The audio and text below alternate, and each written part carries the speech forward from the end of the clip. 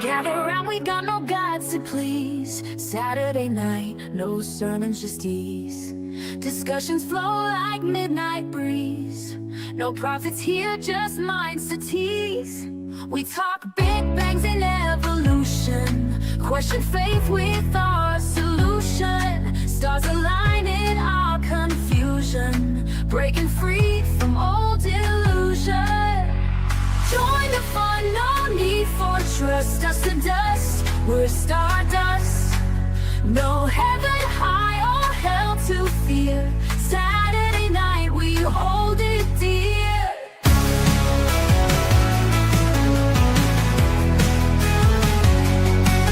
Fun and laugh at myth believers. Here we're all truth seekers. Open hearts and swift deceivers. Make a stand, no hidden levers. Raise your glass to reason's thrill. No ancient text, it's our own will. Debate till dawn, feel the chill. Saturday night, we've got the skill. Echoes of a godless choir, like the world that sparked the fire. Free thought mindset to inspire. No holy walls to take us higher.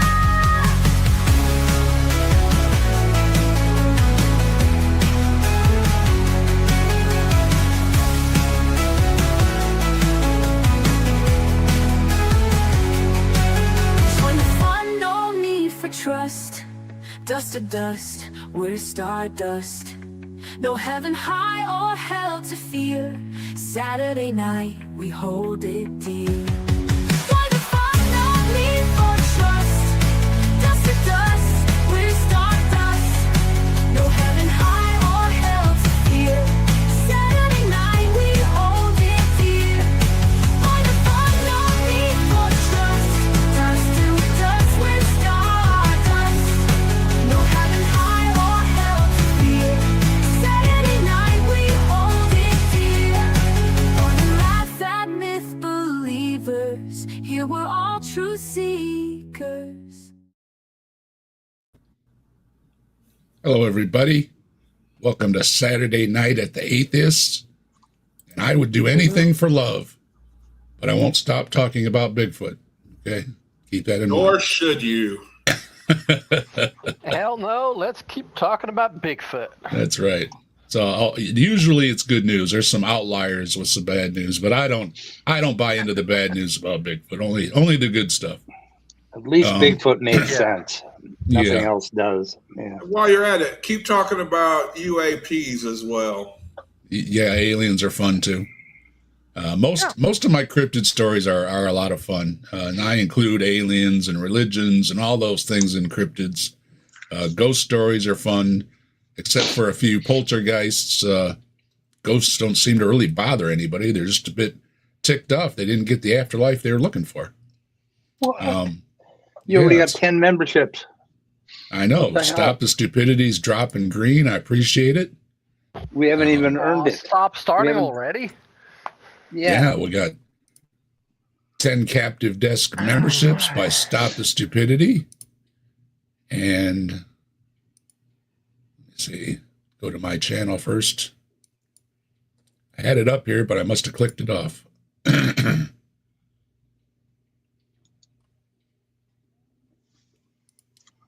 Tonight we're going to do part 2. I had a part 1 last week, and we didn't get to the second part of what he was talking about, which is nothing new, but I kind of wanted to cover it, and this guy's full of himself, so thought I'd take a look at do a part 2 tonight. So that's what we're going to do. Let's see. We got Vaughn, Caterpillar, Nitty, the Holy Speckle, Nitty. Chixie Marie, Savage Minnow, Bro Joe, Commander, Blaster Master, hello Ryan, Wow. and Win Scar all got a free membership. Thank you very much. Stop the Stupidity and A very start the fine thing. selection of Yeah, we've been getting some good hits lately, and yes, I mean, Stop the Stupidity really does rock, though. Let's face it. They rock. And just to show definitely. you how much they rock, here's Bigfoot telling you how much they rock. You rock, let's rock with the fire in our veins. Rock on to the skies, till the thunder and rain. All hail Bigfoot, the legend, the king. He walks among shadows, the wild spirits sing.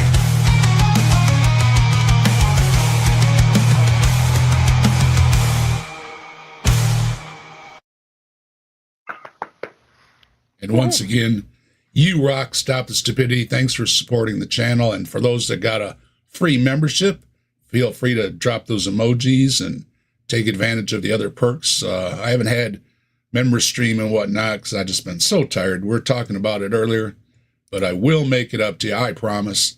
I got some good news from my doctor this last week. He did an MRI on my brain with the contrast and everything. And there's no new tumors. The big ugly is gone. A bunch of little ones are gone. They're not on the MRI. And only one showed up as a shadow. He was pretty happy. I was extremely happy. Everybody was happy. It was a good day at the doctor. Thank you for the surgery, and the radiation and everything seems to be doing its job, as Mike and Scott and everybody was talking about before the show. They seem to know what they're doing. The radiation or the drugs or something. Yes, some good news all around. And I see the other doctors about the other stuff this week, and I got a CT scan on my chest, basically checking out my other organs, see how they're doing. They weren't in too bad a shape, and hopefully they're in even better shape.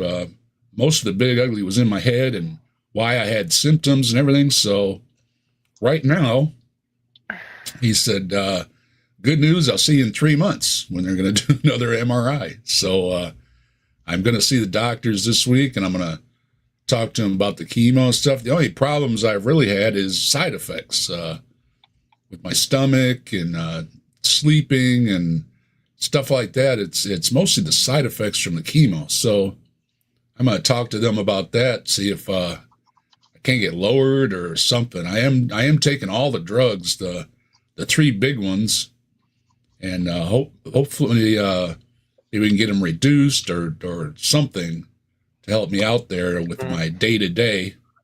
That really gets old. It's been months now, my stomach bothering me and my sleep interrupted, and anybody that's had those problems for whatever reason, no, they aren't any fun. Having an upset stomach is always just makes you feel like crap, all over. You can't get comfortable. You just try to sit, you try to lay down, and nothing really works. And then you try to sleep it off, and I can't get to sleep. And if I do, then I'm having wild dreams and stuff, and I'm waking up out of breath, and so I'm not getting any sleep there either. So that doesn't help. Not eating good, not sleeping good wouldn't help anybody out. Now I have upped my calories, so I'm not losing weight like I was. At first I was just, I just didn't feel like anything. I was just drinking water, and there's not a lot of calories in water. So my doctors were like, please eat something, find something, So I found a few things, and I did up my calories. I've been gaining some weight, so they were happy there. I've been doing everything, mostly the doctors tell me, except for just put it in your mouth and swallow it, which doesn't work. I mean, if you've ever known anybody go through chemo and you're going to tell them, just swallow it, get over it. Don't do that, okay? It just pisses us off, all right? Does it just kind of heighten your disgust? The disgust reaction. It is. It makes you want to gag and vomit and everything. I mean, it's just, and like they did agree with me. Getting sick is not better for you, So, but not getting enough calories, not getting enough protein in your diet, that's bad for you too. So whatever you do, search around, try things. If it doesn't work, it doesn't work. But there's got to be something out there. What works for me is adding powdered milk to my diet along with milk. Both of them have protein, and I've got about 4 or 5 veggies, fruits, things like that. It seems to be things that are real juicy or watery or, moist, as a lot of people don't like to hear. Those seem to be doing the best. Yeah. No. Okay. But what the doctor was like, they're at the point of, it doesn't matter what I eat as long as I get enough calories. That's all they're worried about. I mean, calories and protein, because if you drop down, of course, you get weaker, and it's not good for you either. So I try to take care of that. Now, if they'll just help me out a little bit with sleeping and eating, I'd really appreciate it. We'll see what they have to say. I got the MRI on my head because that was my main problem. And they also did the CT on my chest and checked my other organs. And I'll find out about that this week when I go. I'm going to see, I saw the surgeon last week that worked on my noggin. And I'm going to see the guys that are in charge of the radiation and the chemo, both together. I guess either way you look at it, they're both chemo, but one was the radiation. If you remember, they pinned me down and they zotted my head in specific places, and then gave me just a round of chemo drugs I get every 3 weeks. And they wanted me to have everything done, which they are very efficient. They wanted everything done before I saw anybody. So I'm not making any wasted trips to talk about nothing. They have the thing right there on the computer, the MRI, and they'll have the CT right there on the computer, and we'll be able to look at it and talk about it. And so all that. The only thing they tried was something for help give me a little energy boost, because I just got no energy. And that didn't work very well. I had some crazy dreams, and I told the wife, hey, I ain't taking any more of those things. So whatever they were, yeah, I'm not going to take any more. I don't care what you say. They just made things 10 times worse, not any better at all. So that's something that I can decide for myself, is that I ain't putting that in my body. So they did not like me at all. But it was something extra, and I'm hoping that this week when I go, that they'll have some kind of answers for me. Not feeling so hot taking those pills. It was really awful. So, anyways, will that go be ahead. answers in Genesis or answers in Atheist? Neither. I didn't get jack. Other than it was good news from the MRI. There was not much on the MRI. The only thing that showed up, like I say, was a shadow. The big ugly that he removed. They were worried about getting anything left from it, so it didn't come back. And he was really happy. There's nothing showing up. There's the little spots. There was nothing there, and only one spot was a shadow.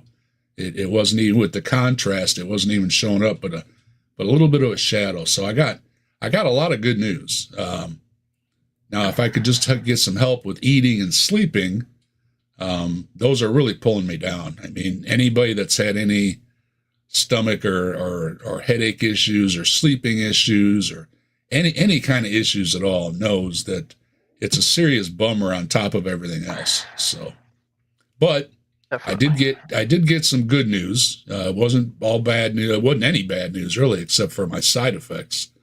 So if they can help me with my side effects, I would really appreciate it. One of them is being my eyes are tearing up, as you can probably see. It's really annoying. I can't do much because every time I try to look at something, my eyes cloud up, or if I try to put my head down and read something, things like that. It really bothers me. Dave is just very emotional. It must be. I mean, sometimes it looks like I'm just bawling my eyes out. So, yeah, it's mostly the side effects. I think it's all chemo things. But as far as, everything else goes, it just seems to be the side effects that are bothering me. So I'm hoping that that'll be taken care of this week, or they can do something for me, or have some kind of news for me that it's going to get better or something, because that really bothers me. So And speaking of health, we do have Simos with us. Simos, good to see you. Hello. Thank you. Good, glad to be here. How'd everything go at the doctor for you? Yeah, good. They're reducing me to once a week visits, so I'm pleased about that. Good. They say everything's getting on track again, so yeah, I'm a happy chappy, I guess. All right. Looking forward to spending some more time at home, getting into a routine, and Good. yeah. Well, it's good news for us old guys. I know Mike keeps getting some good news when he goes and gets checked. So I actually met somebody while I was at the hospital who had a double lung transplant 17 years ago. well, that's So good. I'm like, yeah, I mean, when I had mine, they said, well, maybe you get another 8-9 years tops. And I was like, okay, well, that's got to be okay. But now I'm meeting people that have, well, I mean, she said she was in quite a bad way and had her operation for exactly the same reason, which is she got an infection and got pneumonia, and then realized she had to do it. So, which is exactly my story as well. So That's yeah. where I'm at. I hear more and more survivor stories, and they're living longer and longer. They used to give you just months, and now they're giving you years. And some people are even survivors. They're getting checked, and they're telling them, like, with some of us, good news. So we'll take it. Yeah, she said that she religiously took the medication she was given, and that's what I've got to be super disciplined about, Yeah. And hopefully I'm going to meet up with a few of them. She said to come on down. She meets up every few months with a little group of survivors, and I said, yeah, I'll come down to that. Everybody's on the same wavelength with infections and stuff, so not too much worry there. And we're not telling you all this news to bum you out. We're telling you this to cheer you up. That science has come a long way. Modern medicine has come a long way. So if you do, and I hope you don't, but if you do get some bad news, listen to your doctors. Listen to the other people that are doing what they're told to do, and they're hanging in there. So all of us that know you and love you, we appreciate you being around. Yeah, Simons, that's great to hear that you found people that are in the same situation as you. That's awesome. There's nobody in your life that understands it like they do. So absolutely. And she was really good because she's been through it all and is 17 years in. It's such a resource for me to go, okay, well, what's going to be happening in a year or 2 years or 5 years? You think about these things. Are you going to see the next holiday? Are you going to see the next birthday? And you think about those things, and then they come and they go, and you're like, well, I'm still here. So it is a good feeling. There is I guess it's a minor drawback that with the side effects and stuff, but what are you going to do, right? They haven't solved everything. They're worried about keeping you alive. They're worried about the side effects next, and I understand that and all, but for us dealing with it, we'd like something done with the side effects. That would help out a lot, and I think it would go a long way mentally too if you felt a little better. Yeah, I mean, I don't know how many drugs you have to take, but I'm taking, I don't know how many a day now, like twice a day, maybe eight different medications.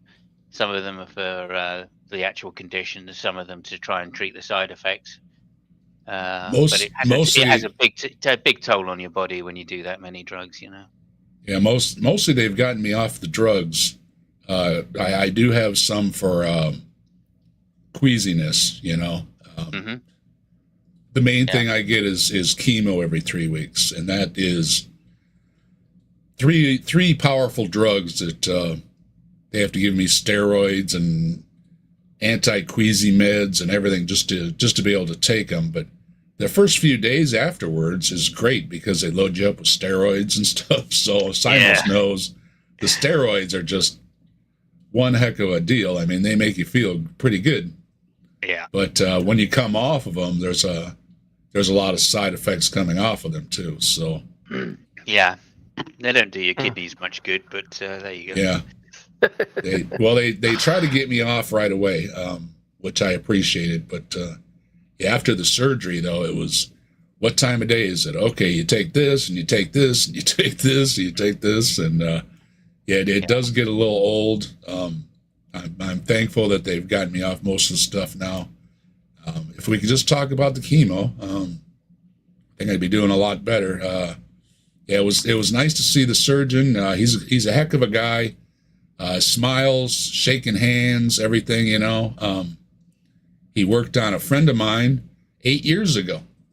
Took a big chunk of his brain out, and so far so good. The dude's been doing all right. And that was 8. Nice. He said it was 8 years ago. He remembers the guy.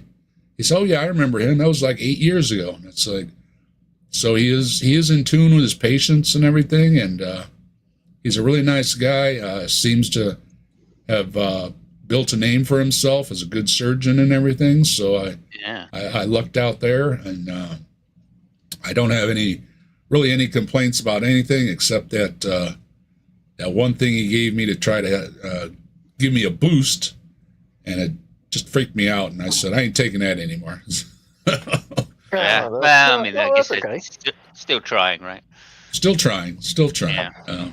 But yeah, most of my doctors have been good. Happy fellows, nice guys, seem to know what they're doing. They all have a good name for themselves. So I seen the one guy, and I'll see the next guys next week. So next week I'll hopefully have some more good news, and we shall see. And I wish everybody good health out there. And like I was saying, I'd do anything for love, but I won't stop talking about Bigfoot. All right, so. Yeah. Sorry, you're gonna have to deal with that. And this week we're gonna do a. Go ahead, Mike. Does anybody know who Jake Lang is? Some conservative protest. I think he was one of the January 6th people that got pardoned. He's marching in Minneapolis downtown now, and people are beating him up. It's like, why would a conservative think he could come to Minneapolis right now? It's like, Jesus, he must have a death wish. They do. Some of them do. No, he's trying to get Trump to use that as an excuse to do the martial law thing. Yeah, send in the military to protect him. Yeah. Because he got it. Yeah, somebody pushed him over. It was pretty cool. Yeah. Anyway, you got to get rid of all the You got to get rid of all the cameras, because if there's if there's nobody left, there's nobody to testify. There's no witness. Yep. Hey, and also do remember, no body, no crime. Just saying. That's right. Just find some pig farms. A little bit of lie. Oh, pig farms are great for that. Yes. Have you ever seen pigs eat flesh? No. Oh my God. We used to feed we'd butcher cows and we'd feed the lungs and stuff to the pigs, and they turn into like monster. They get rabid. They go nuts. You wouldn't believe them. If you ever people that have pig farms, big huge pig farms, they say if you go out in the middle of a herd of pigs and if you happen to cut yourself, you're probably going to die. They'll probably eat you. I did see the ice agents slipping on the ice. Those were amazing. Oh, that was fun. Yeah, ice you got to play that on a loop. Yeah. Ice on the ice, yeah. It's like, get the fuck out of my state. Jesus. Yeah, it's really weird here. It's I was afraid to go to the gas station. I was, not afraid, but just wary, looking around for SUVs so that I didn't because I didn't want to get locked into something where the only way to get out is to either be pulled out of your car or shot in the head, It's like, I know Jesus. they're telling people to not bring their phones so that they can't track you, but at the same time, the phones have the cameras in them. So, yeah, we're kind of stuck there. Get a separate camera. Yeah. They're shutting down one a that's not your Mexican phone. restaurant.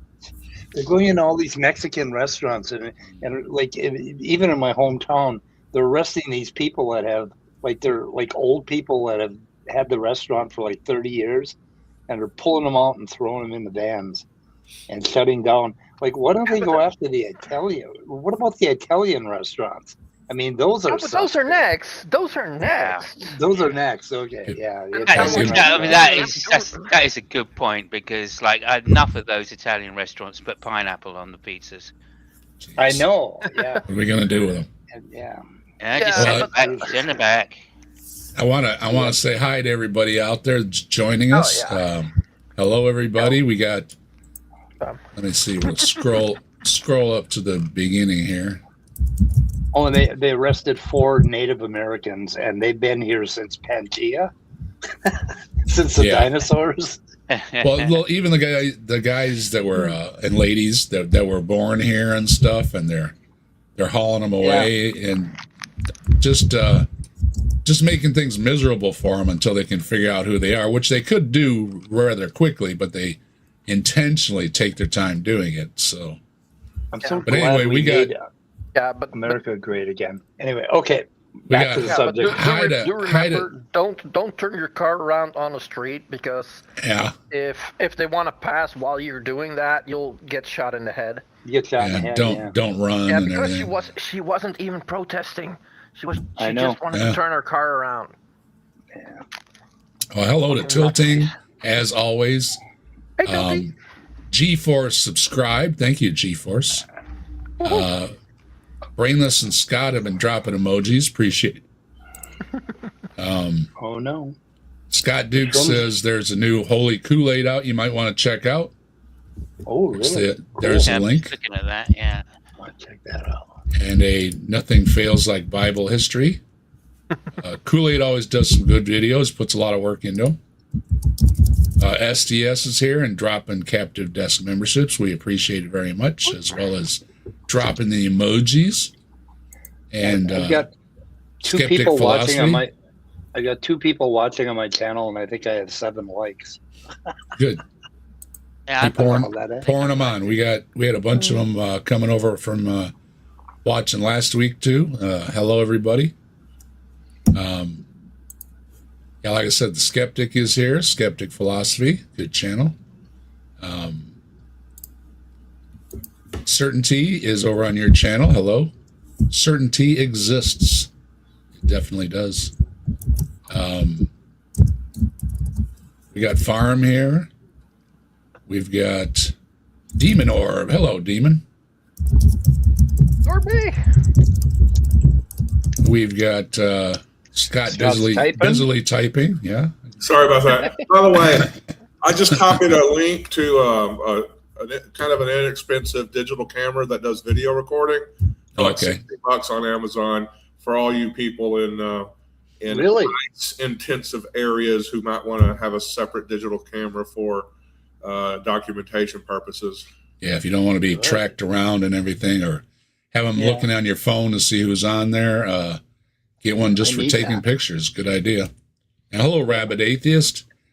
Check out Ed. Ed's got a good channel. He's on later. Make sure you check him out after you leave here. Check out Ed's channel. And let's see.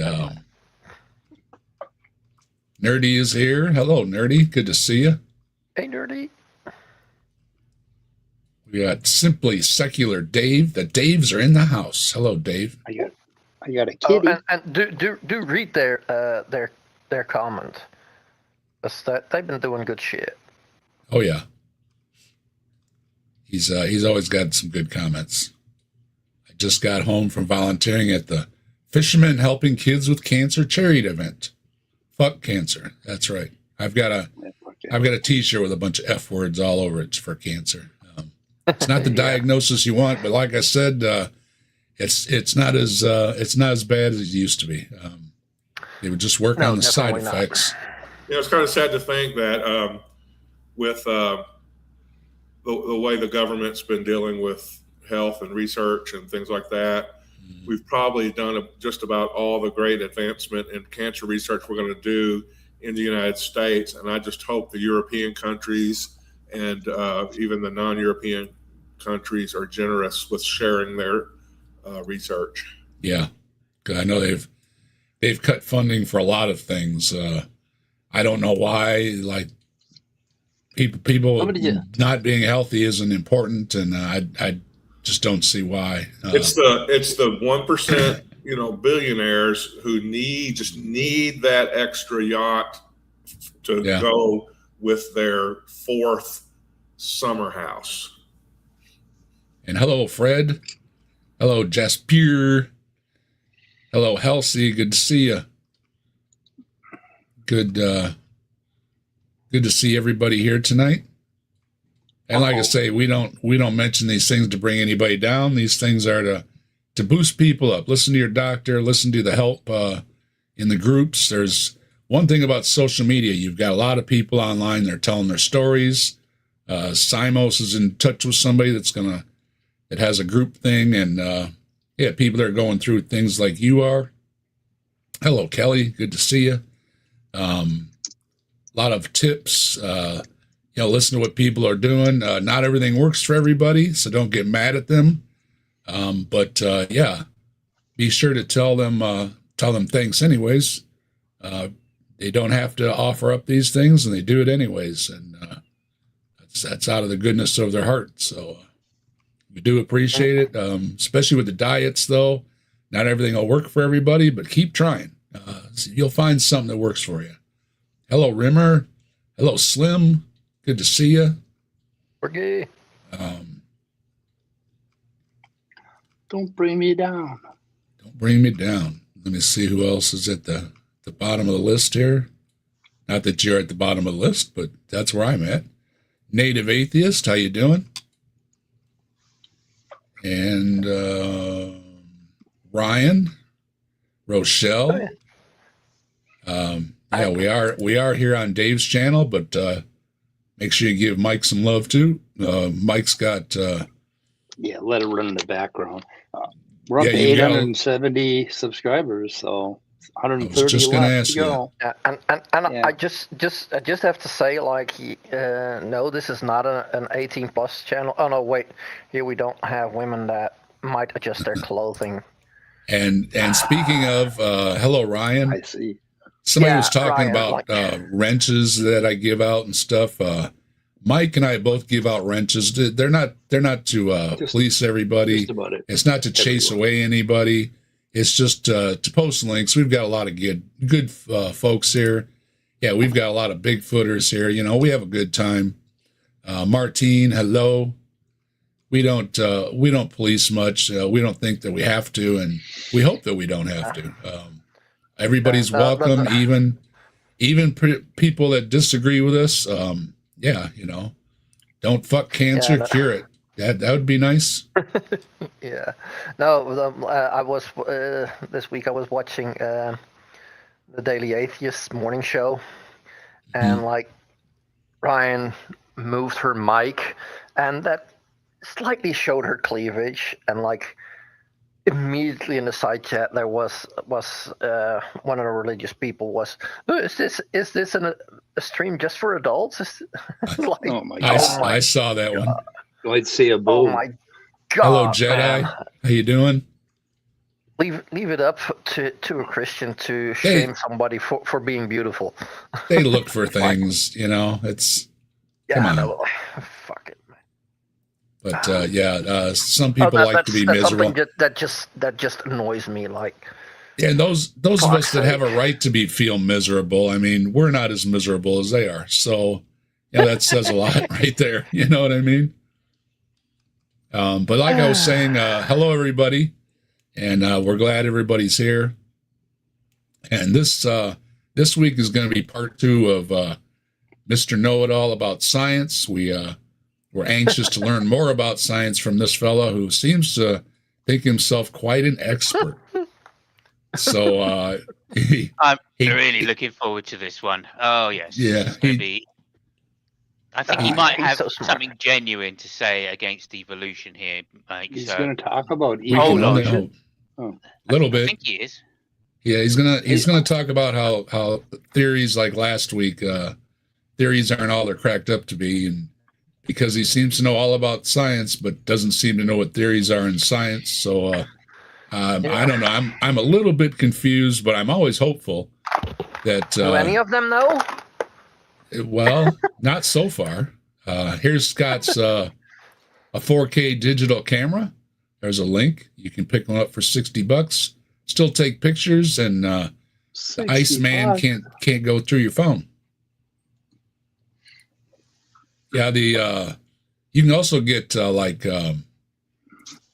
what they call it, the knockoffs of GoPro and whatnot. They're about $60 too. You can clip it on your hat or whatever and not worry about it. So, either way you want to go, you're going to spend about $50-$60 though. Yeah.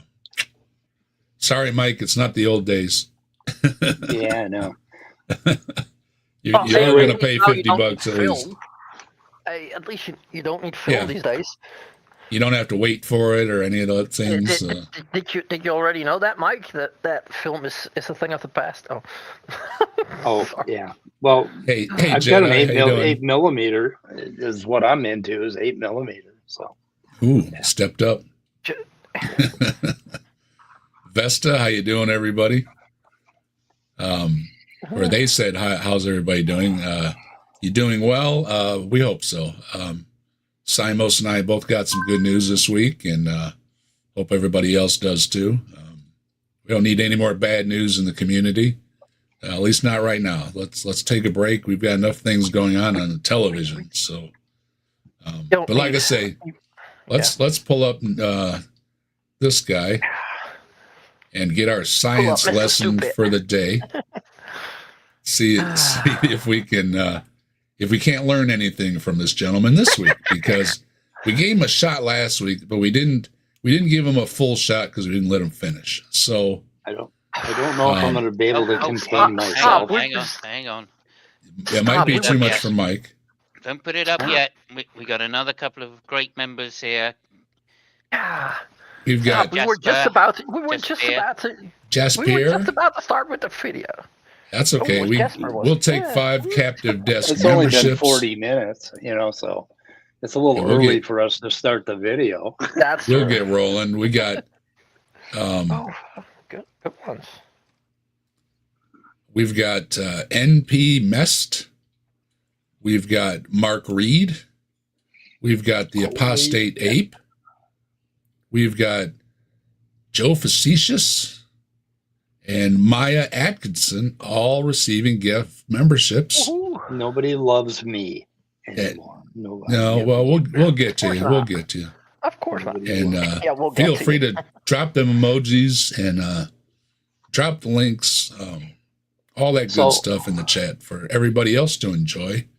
And we're going to give you. Go ahead, Mike. If you guys saw the private chat, I may have to apologize in advance for myself, and I'm not sure if I can take this evolution guy, but we'll see what happens. But anyway, I need a little latitude because I didn't really, I didn't measure the dosage very well. So anyway, and just for like Jasper, really colorful. Oh, just wait. And for Jasper, thank you, Jasper. Here's for you. You rock. You rock. Let's rock with the fire in our veins. Rock on till the skies, till the thunder and rain. All hail Bigfoot, the legend, the king. He walks among shadows, the wild spirits sing.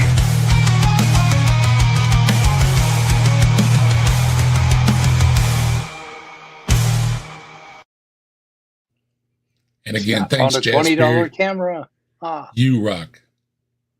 He rocks. Yeah, okay. and let's come on. They're just waiting for when you're trying to start a video. And that's I know. Are we going to start a video? Like one of these days. Now Lefty is being an asshole. Amazing asshole again. But yeah, Scott found you a cheaper one. Digital camera. Oh, excuse me. Digital camera for 4K for, like I said, I'm whooped all the time. Forgive me for it. Don't mean to be rude. Digital camera, For vlogging and photography, $23.99. There's a little better price for you, Mike. Yeah. So don't let the man track you down. Yeah. Hey, Lefty, Left-Handed Jedi, I think you need to thank the person that gifted you a membership.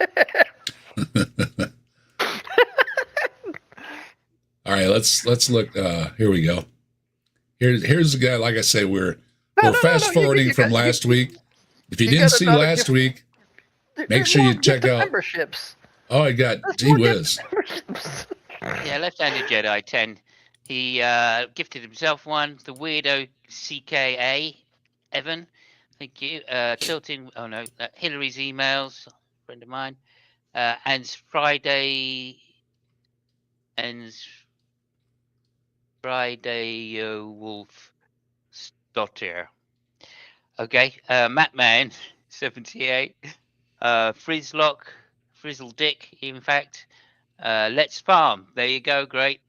Vesta, thank you. Nice to see you. Haven't seen you for a little while. Hope you're well. Jacqueline 25. Autistic Septuarian. And she does quite a few videos. If you want to hear her viewpoint from somebody that's autistic and kind of shy, she's bringing herself out into the open lately, and it's always good to hear from her. And thank you very much, Jasper. You are awesome. Thank you for supporting the channel. And we're going to give you, let's drop down. We'll give you the new Bigfoot. Jedi. Left-Handed Jedi. Left-Handed Jedi. Bigfoot stomps. Yeah. Bigfoot stomps. Through the dark, through the swamps, he says you rock, he says you roll. Bigfoot stomps on your soul. Bigfoot stomps on your soul.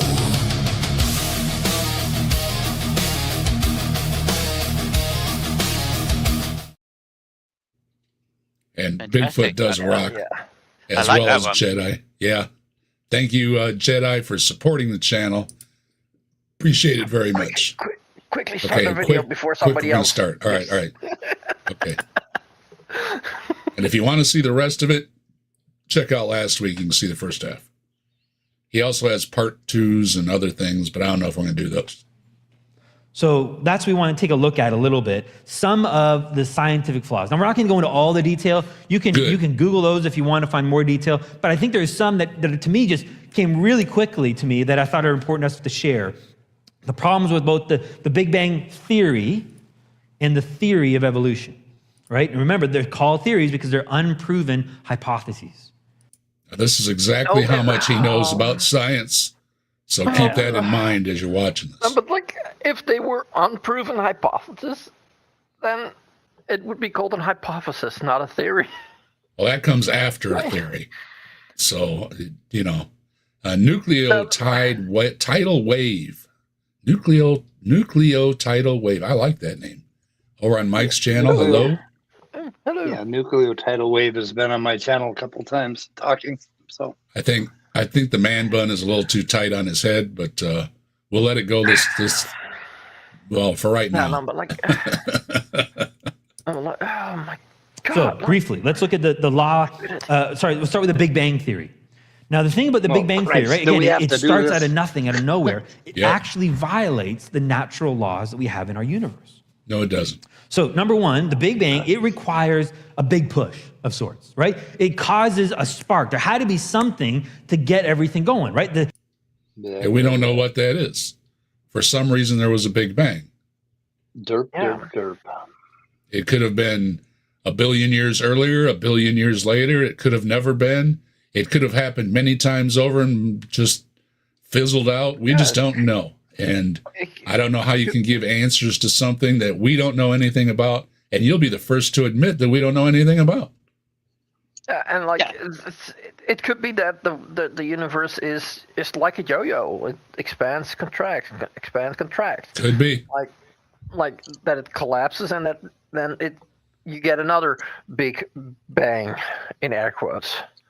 Well, that's why we've got this guy on telling us all about it straight from his man bun to you. What science is really about. I think like scientists need to think harder about how they name things. Like with Big Bang, like it's like no, but it's like too. That was somebody who sound great and sound exciting, but like you also got to think like how are stupid or evil people gonna twist those words? There you go, Mike. For $10, you can get a video camcorder. There you go. Great. The people that came up with the guy that came up with Big Bang was trying to make fun of it. That's why he came up with. That's why he said that. So it's called it's called an expansion. It's not called a fucking Big Bang. For God's sake, stop it. They didn't know that they didn't. $9. He genuinely thought it was the beginning of the universe. So, and it was originally a phrase of derision. But also, this guy, just to point out to Scott, got to the gap, Scott. I know you were thinking that. This is a toddler camera, and they didn't even spell digital right. Those cameras are actually pretty good. My grandkids each have one, and they throw those things across the room, and they still record. Oh shit! Okay, well that's good. It's only $10. I'm gonna get thrown on the ground, and they're gonna stand on my neck. Get 2 or 3 of them. Go to a protest. When the shit happens, pull out your toddler camera and get as good a picture. When they throw you down, you might drop your camera, but somebody else might pick it up. It won't be. After they haul you off to jail, they'll find. They'll find. Your camera under the body of a protester, and they'll have something to put up on the news. So it's really good to get a cheap, durable camera that they can't track. That will survive the autopsy. You can always put one of those protectors on it, and with a little rubberage to help you bounce around better, and all those good things too. If you film through your scope, like then they can't even get to you. Then it doesn't need to be that. Oh wait, never mind. Don't be too sure. They might be standing behind you anyways. To cause the Big Bang. The problem is Newton's law of physics says that objects at rest will stay at rest, and objects at motion will continue in motion until. None of the laws apply before the Big Bang. They just don't. We don't know. Yeah, we don't. Well, you're right. Couldn't. We don't know. Right. There was no space and time. Yeah. Basically, that we could even comprehend. But it's even like if you go to extreme pressures or extreme temperatures, like physics breaks down. Even I know that. Mm-hmm. Yeah. Like that's the whole problem. Or if you go to extremely small, like. Then you get into the area of quantum physics, and like there's nobody yet that understands that. Mm-hmm. There's people that know a bit about it, but there's nobody that understands it. They just don't want to admit that no one knows. They're really good to say that you don't know, but they aren't very good at saying that they don't know either. They want to have domination of knowing everything and just saying God did it. This is also one of those stupid arguments. Like, stuff came out of nowhere. That's stupid. That's magic. What does your story say? Oh wait, wait. There were words that turned into things. Simos? Well, it's just like our favorite philosopher says, lazy minds.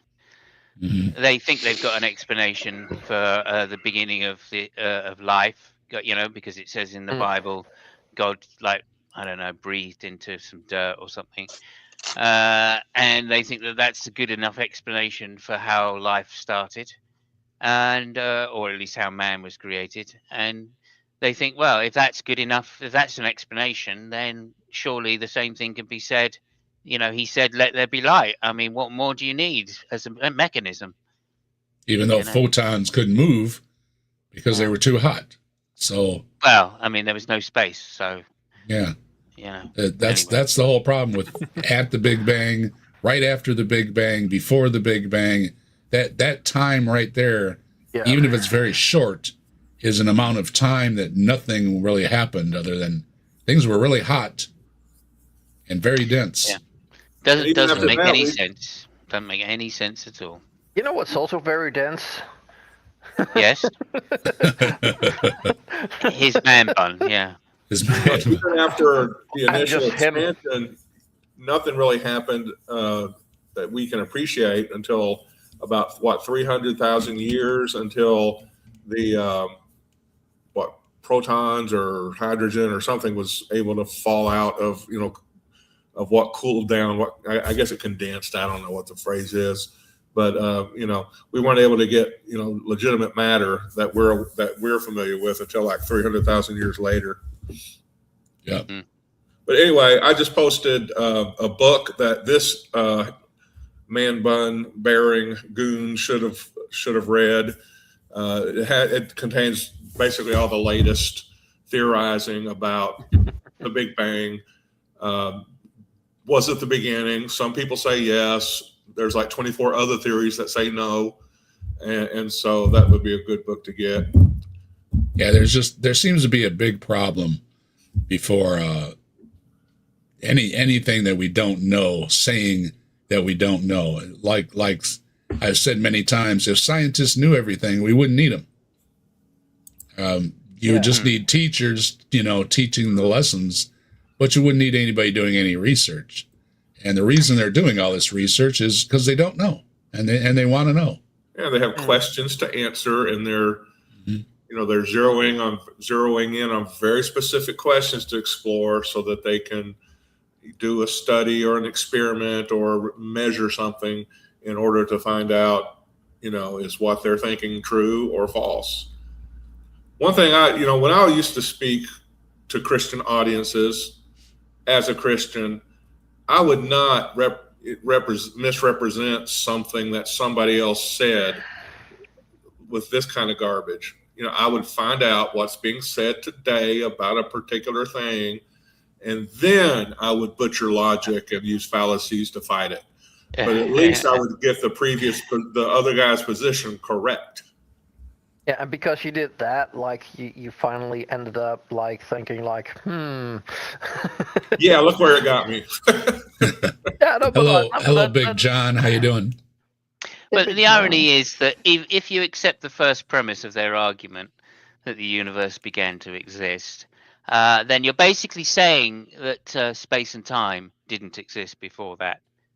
So how anything can say something, right, is ridiculous, right? There's nothing before the first moment of time, and right? causality. So any question is about it is just redundant. So the fact that he's even saying things like, well, that it breaks the laws of physics, that's because there's no space and time. Right? There was, literally nothing before. No gods, no nothing. There's no causation. There's no a causation. And if there is, then all you're saying is the universe could have created itself. And that's a simpler explanation. So their own argument falls just by the very fact that they need to prove that there is a beginning. Until something happens, meaning you need an external force to cause something to change. No, you don't. No, there's nothing that says that. Force. Yeah, exactly. And so what's the external force that caused the Big Bang? Because it can't just randomly happen. And when there's nothing else left, God did it. Yeah. So Wait. No. I want to hear his explanation why it can't randomly happen. Well, they'll never do that. But you're not going to get an explanation of random. That's how that goes. And also, it doesn't have to be random either. I mean, that's just it. All it is all it is. Be a brute fact. Yeah. Well, all it is it's not. It's not like I don't know. It's not like there's it has to be something there, right? It could be like just two things separating into positive and negative. That's all it needs. Matter and energy.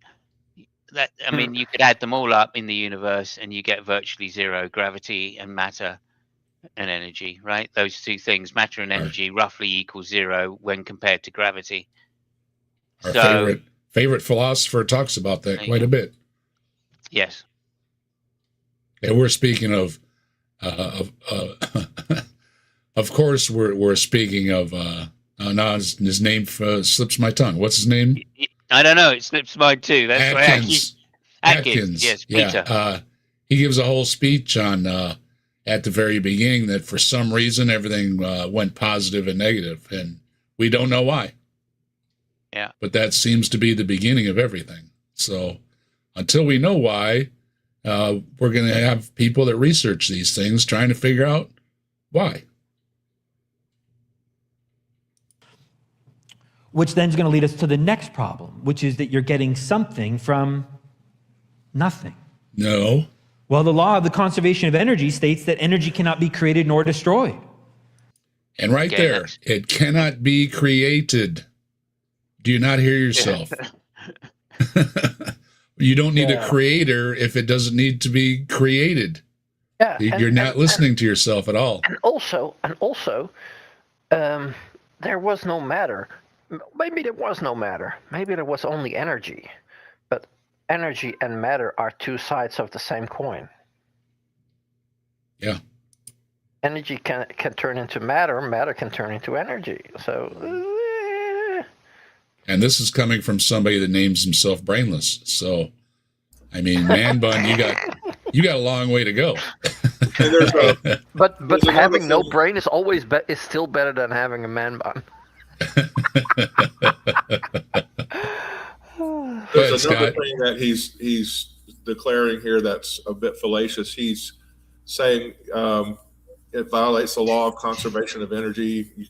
You can't get something from nothing. That's basically, those are laws that apply within the universe, but this is a universe. What about part of a universe?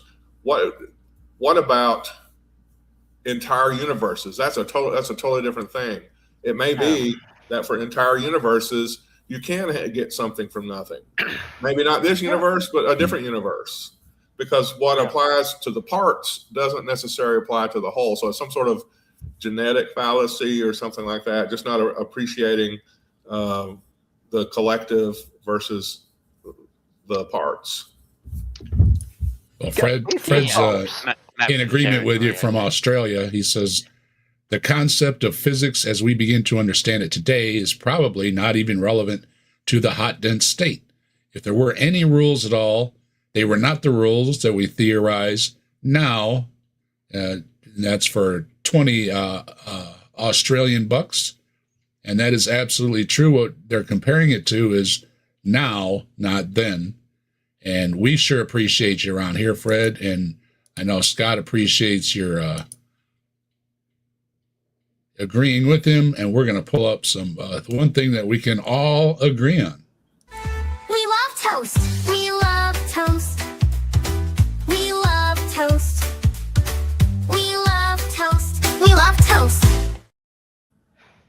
And we love you, Fred. Thanks for supporting the channel. You rock, and there's some toast going out to you. Somebody's going to accuse us of being a religion because we're putting out toast and Bigfoot icons. Yeah, well, they can bite me. How about that? I'm not pushing it on anybody. I'm not pushing it on. Hello, Commander. How you doing? I am not pushing it on anybody. If you don't like toast, you're free to not like toast. If you don't like Bigfoot, well, I don't know what's wrong. You can bite me. I'm going to step away for a few minutes and actually make me some toast. Okay. Oh. Enjoy. It's a good byline for our religion. Bite me. Bite me. You don't like it? Bite me. Bite me or the toast. Yeah. And yet what we have here is nothing creates everything. And who says that? You say that. Yeah. Remember that. Not us. You are saying that. And so that's violated as well. Straw man right there. So here's what scientists do. They say, well, before the Big Bang, those natural laws didn't exist. Right. So therefore, we're not bound by them. Right. Okay. I'll give you that. But now what you're saying is not only did the Big Bang create the particles, the light, the energy, it also created the structure in which the entire universe operates, the law of gravity. No, the Big Bang formed the universe. The universe forms the laws. You're still way out of order. It's not even that. The Big Bang these days only refers to the expansion of the hot dense state. Right. Right. He's stepping backwards instead of forwards. Right. Well, I mean, he's conflating. It's a category error, right? So, you need the hot dense state first, then you get the Big Bang. It's a different time period. And he brings that up quite a bit. T. Tapua Roberts, if I'm saying that right. Hello, welcome. Evolution is still a theory. Yeah, we've heard that quite a bit, and I don't know what that means, but he doesn't. He seems to know everything about science except what science actually says. Yeah, and like it's the Big Bang or evolution has been promoted to theory. Yeah, and like that's like the highest rank you can get. Yeah, somebody said something about cookies are good too. Nobody's arguing with you there, but some people are allergic to cookies. So I don't know anybody that's allergic to toast when you can make toast out of non-allergic things. And Dave Murphy, excuse me. How you doing, Dave? Excuse me. While my toaster heats up, one thing the guy keeps saying over and over is that about something coming from nothing, but really it's more accurate and precise to say something coming from, I don't know, something coming from indeterminate, something coming from something that's beyond our ability to observe and measure right now. And they had no problem years ago when they didn't know things. And every year that we learn things, they just adopt it into their religion. They say, oh, well, religion always knew about it. But they forget a few years ago, they said, we don't know, or they gave a different answer. So you got to keep that in mind when scientists now are saying either something wrong, which they can be wrong and update, or that they don't know because it wasn't always that way. So there's no patience at all to let scientists do their job. It's like going to the moon. You can speculate about the moon all you want, but until we actually went there, we didn't know. And we didn't know things like, landing on the moon, that we wouldn't sink right up to our knees in dust. I mean, they just didn't know. And right up until the time they landed, they didn't know. I mean, it could have gone very bad. We just didn't know. And luckily, we had gentlemen that were risk takers that said, well, let's find out. And they found out for us. When they finally do find out something about before the Big Bang or whatever you can say, some Christian is going to pull a psalm or a proverb or something from Ecclesiastes that proves that God did it. Yeah. Yeah, the indigenous must have known everything. Yeah, it's like that, the story they keep telling us, right? Well, when the Big Bang was found, it's like all the scientists were climbing a mountain and they got to the top only to find a load of rabbis. But, I mean, what bullshit. But this guy, I don't mind these arguments because all it's doing is shrinking that gap that they can fit God into. So they, by their own lights, they are literally limiting the space of which God can do anything. And if it's traffic like it has been for the last 2,000-3,000 years, then that gap must be pretty small by now. I'm just saying, if God must have a really tiny cock. Itty bitty bitty. It's like South Park with a microscope or a magnifying glass. Well, he's down to less than a plank's length. Let's put it that way. Capillary action and the Newton's three laws of motion, all of that was created in this Big Bang. No, after. I'll give you that one. I don't agree, but I'll give you that one because you have more problems. And more laws of nature are violated through this Big Bang experience. No, you said you'd give it to us, and then you said the exact opposite and said they're violated. Well, they can't be violated if they weren't formed at the Big Bang. So you're not listening to yourself, and I don't think anybody else is listening to them but us.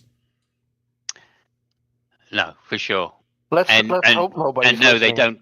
They don't contradict any of the laws of physics No. that we currently have.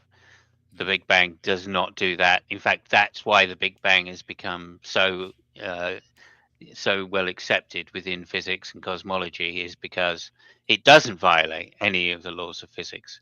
If it did, they'd just drop it like a hot potato. And he never explains how. He just states it as a matter of fact. Am I surprised? Well, I'm maybe not a little surprised bit. at all. No, I'm not surprised. He's an engineer. Why would he know anything about cosmology? He says he does. He knows it all. He's got degrees and everything to back it up. So yeah. Well, not to back that up. I've got 3 degrees. At least we're realizing what his degrees are good for. So. Yeah, like he doesn't have any degrees that back this up, because like I think I've made clear that this simple electrician knows more than him. Yeah, like, most everybody knows more than him. Yeah. Yeah, no, like if you're even slightly interested, and then I mean genuinely interested.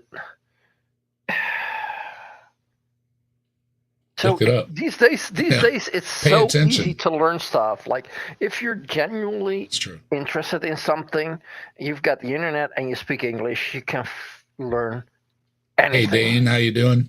Good to see you. And the Big Bang says that basically all of this order came from disorder. No. Which violates the law of entropy. It says nothing like that. The law of entropy states that everything moves from order to disorder. No.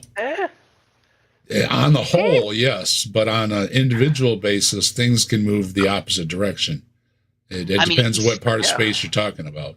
He's so close. He's so close, because one of the big questions is why did the universe exist with such low entropy at the beginning? I mean, that is a genuine question that physicists are struggling to answer, right? But he is saying, oh, well, it all came from big disorder. No. When the universe first came into existence, the first moment, it had a low entropy state, so it was well ordered. So again, it's just completely wrong from the start. I mean, and that's before the Big Bang, right? The Big Bang is part of why the second law applies. Okay, the expansion is why there is a direction to entropy. Hey, rock on, Dane. Appreciate you. The best illustration I can give you is a teenager's bedroom. Hey, you got to laugh out of that one. It starts off clean, nice, and then they move in. Oh yeah, and it just gets dirty.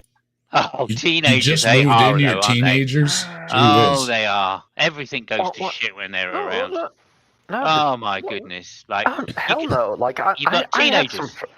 Teenagers, though, right? I mean, especially the girls, right? I mean, 14-year-old girls getting impregnated by God. Oh, you couldn't make it up, could you? No. Apparently they can. They did.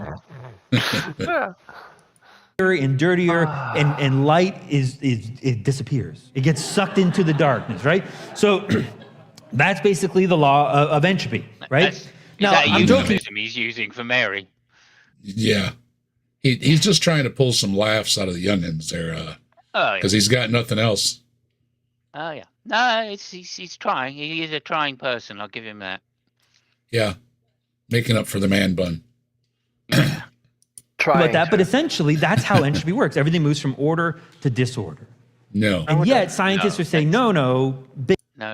Tends to on the whole, but not on an individual basis, which he doesn't understand, even though he knows all about science because he's got 2 degrees. In a closed system, by the way. From an engineering school.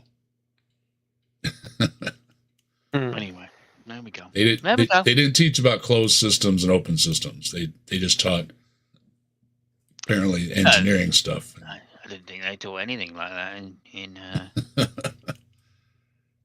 they don't even talk we heard last week in engineering. They are a reputable engineering school as far as anything else goes. You know. Well, they call it friction, in classical physics. They don't call it entropy. Big Bang started with disorder, randomness, where it came to order, where atoms formed. And all the subatomic particles actually before that had formed. And then these. And when they come to an end, that's not order. You're not making any sense. No, he's not making any at sense. the end of the universe, they're not going to come together. They're going to fall apart. So he's using the whole universe, parts of the universe, and then reversing and saying it's the whole universe when it's only parts of the universe for a period of time, but not forever. Make up your mind. Loosen your man bun up. That's all. That's my advice to you. And if you're on stage, try to dress a little better. It just really bothers me. Baggy pants, flannel shirt. He looks like what I wear normally, not what I would wear on stage. These atoms, and these atoms would form elements, and these elements would form bodies of mass and so forth over and over again that led to the formation of stars and planets and galaxies and black holes and all matter as we know it. Mm-hmm. Pretty much. Well, to imagine the sheer impossibility of that, let me give you an illustration. Imagine at the top of a flight of stairs, you have a bunch of ping pong balls all stacked to create a pyramid. So they're all neatly stacked on one another. And suddenly, how are you gonna do that for no reason, but suddenly they all get knocked over and they all bounce, bang, bang, bang, down the stairs, bumping into each other randomly, all the way to the bottom of the stairs, still bouncing, up the stairs, and form the perfect pyramid again. And there's nothing in quantum physics that says that can't happen. So says Brian Cox. So if you want to go way far out, you're not eliminating the possibility of that happening. And it is not random. It's what angular momentum, as you were talking about Newton earlier, what is acting on them that causes them to bounce a certain way. So it's not random. Anything that bounces is not random. It depends on something else acting on it. So I don't know what your point is, but I'm trying to follow it. I'm really trying to follow it. But you seem to be contradicting yourself. Yeah, it's unlikely, but it's not impossible. That's Brian Cox brings that up, that you can say things won't happen, but you cannot say 100% that they won't happen, which is the same thing that science does. It's never 100%. There's always a possibility, but it's probably improbable that it'll ever happen. Yeah, and let me say this as well. It's highly unlikely that could happen, right? But at the same time, it's more likely than a supernatural sky daddy can say a universe into existence. So it's more likely that the pyramid will recombine in a pyramid shape than, in fact, God could create a universe. And this is the irony. Brian Cox is a physicist. Spends a lot of time at CERN. Brilliant man. Yeah. And he does a lot of videos, a lot of talks, and he's a science communicator too. Yeah. He does a good job at talking with the layman, explaining things. Also the musician, Brian Cox. Same guy. Yeah, that's right. He was in a band or something. Yeah. Oh yeah. Had a big hit. D-Ream, I think. Well, that's okay. You can troll all you want. I was just explaining it to people. Brian Cox is a smart whippersnapper. He's a good guy to. Yes, he was on the Infinite Monkey Cage as well. Yeah, that's right. Yeah. Good point. That's a fantastic podcast. That is well worth checking out. Yeah, I was going to ask Simon, is it just a podcast, or is it on TV there? No, it's a radio show, so they just call it a podcast, and it's him and somebody else, a comedian. A comedian. I never can remember the guy's name, which is probably his complaint. He does talk shows, news shows, science shows. He's all over the place. Besides doing his own talks and his own speeches, his own videos, and working at CERN. Somehow he has a few moments to close his eyes and get some rest. So I don't know how he does it, but yeah, if you want to check out Brian Cox, there's a interview with him. Pretty much any subject, he's got you covered.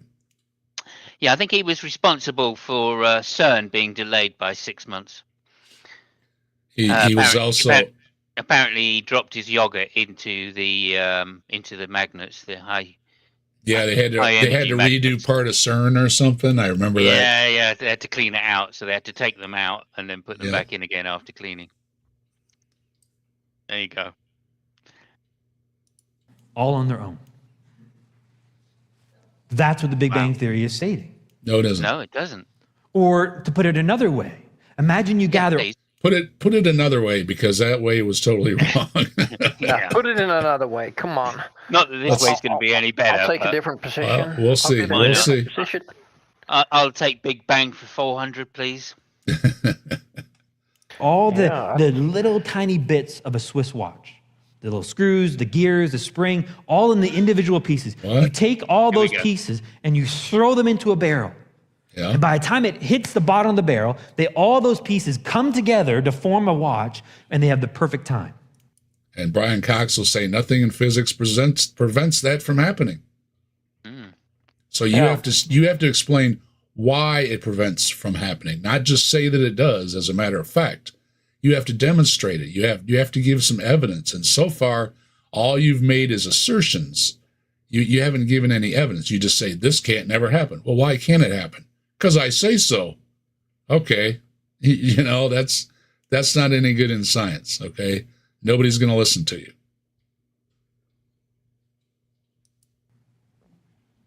I would just be happy to have a watch with perfect time. I mean, that on its own would be impressive, right? Don't throw it around. That's what they're saying and that, to be honest, doesn't even begin to describe how difficult you would have to go from something that is nothing and simple to the complexity that is our creation in our world today. That evolved. It wasn't as is. And that's, again, he's conflating today with 13.8 billion years ago. There's a big difference. Things evolved. There weren't stars, there weren't planets, there weren't laws. These things all evolved since the Big Bang. So please include that in what you're saying, although you never say that. And you know what? Scientists realize that. They recognize what creation is and what it holds. No, see, you're again making assertions and putting it in scientists' mouth. Scientists say no such thing. Scientists, as we've already pointed out, will tell you, well, we don't know. And that's why we have all these people. It's why we have Brian working at CERN to try and get these answers. But these answers are never God did it. And Brian is big on saying he's not disproving evolution. He's proving things that are provable in the natural world. There's a big difference. So they'll say that they're disproving God. They don't like God. They're trying to get rid of God, whatever it is. You can have God and still have these answers in science. So he isn't giving an answer of why not. And that's what they really need, is why not. Just saying God did it and that's so is just saying it. It's not proving it. These scientists care more about proof than what you have to say. Anybody can say anything. Doesn't make it true.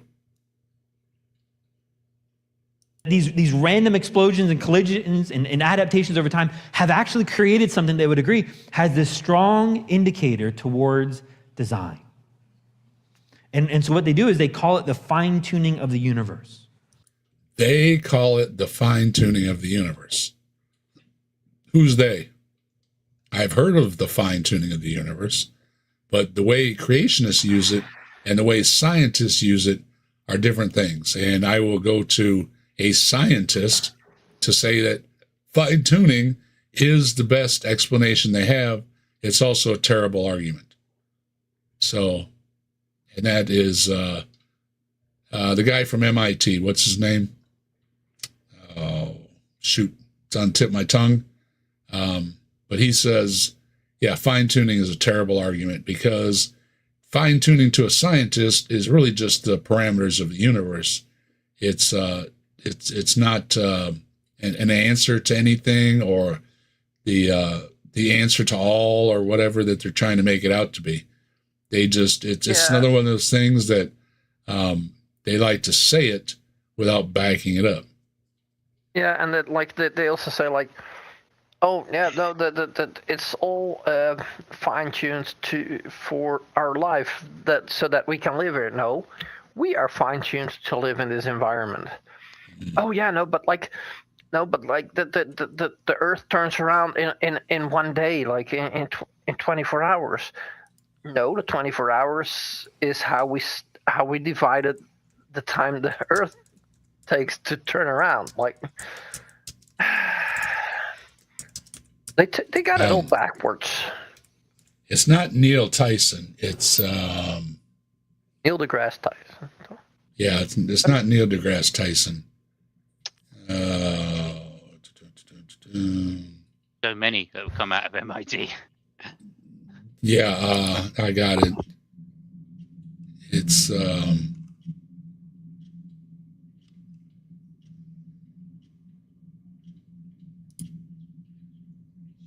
Bill Nye, the science guy. This guy.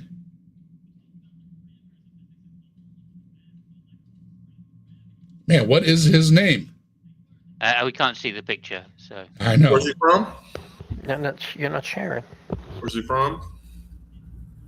He's an American. Okay. Do you know like university or anything like that?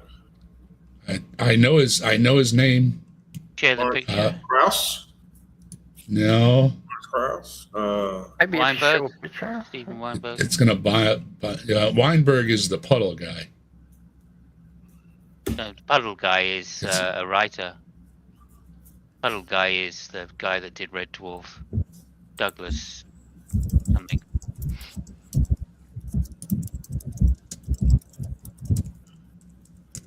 Now it's gonna haunt my dreams. Have you got a picture of it? Because could you share the picture? I'm sure I'll recognize him. Sean, what's his name? Carroll. Sean Carroll. Carroll. Thank you. Thank you very much. That's his name. Well done, Sean Doc. Carroll. Yeah, I was having trouble remembering his name. It's old. That was on the tip of my tongue. Yeah, it happens. There's just so many of them. There's also a biologist or geneticist who's a Sean B. Carroll. So I know. Hitchens discussed it in the back of the limo, fine tuning the one time too. He said it's the best argument they've got. It's also a bad argument. Yeah. And Sean repeats that a lot. And he's an MIT physicist, so I think he's got your engineering degree in science beat, man bun. Yeah, I'm just saying. Just saying. He's a PhD in physics. He's got your and he teaches it. Yeah. Got your bachelor's. Specifically, actually, covered. Luckily, Douglas we've Adams got science. Douglas Adams is the Puddle guy. Douglas Adams, thank you. There's just so many people to keep track of all their names. Yeah. Sean Carroll is a brilliant young person. Yes, Douglas Adams didn't do Red Dwarf, apparently. Mm-hmm.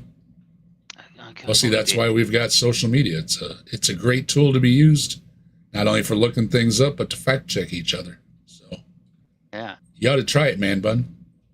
So what did he do? Oh, Hitchhiker's Guide. That's what I was thinking of. Yeah. Yeah. Thank you, Spooky. Thank you. And hello, Spooky. How you doing? Hey, Spooky. Good to see you. Jacqueline is in here. Hello. Ryan is in here. Hello. Let me see if there's anybody else real quick. I think that's all that's joined recently. Hello, everybody. Thanks for stopping by.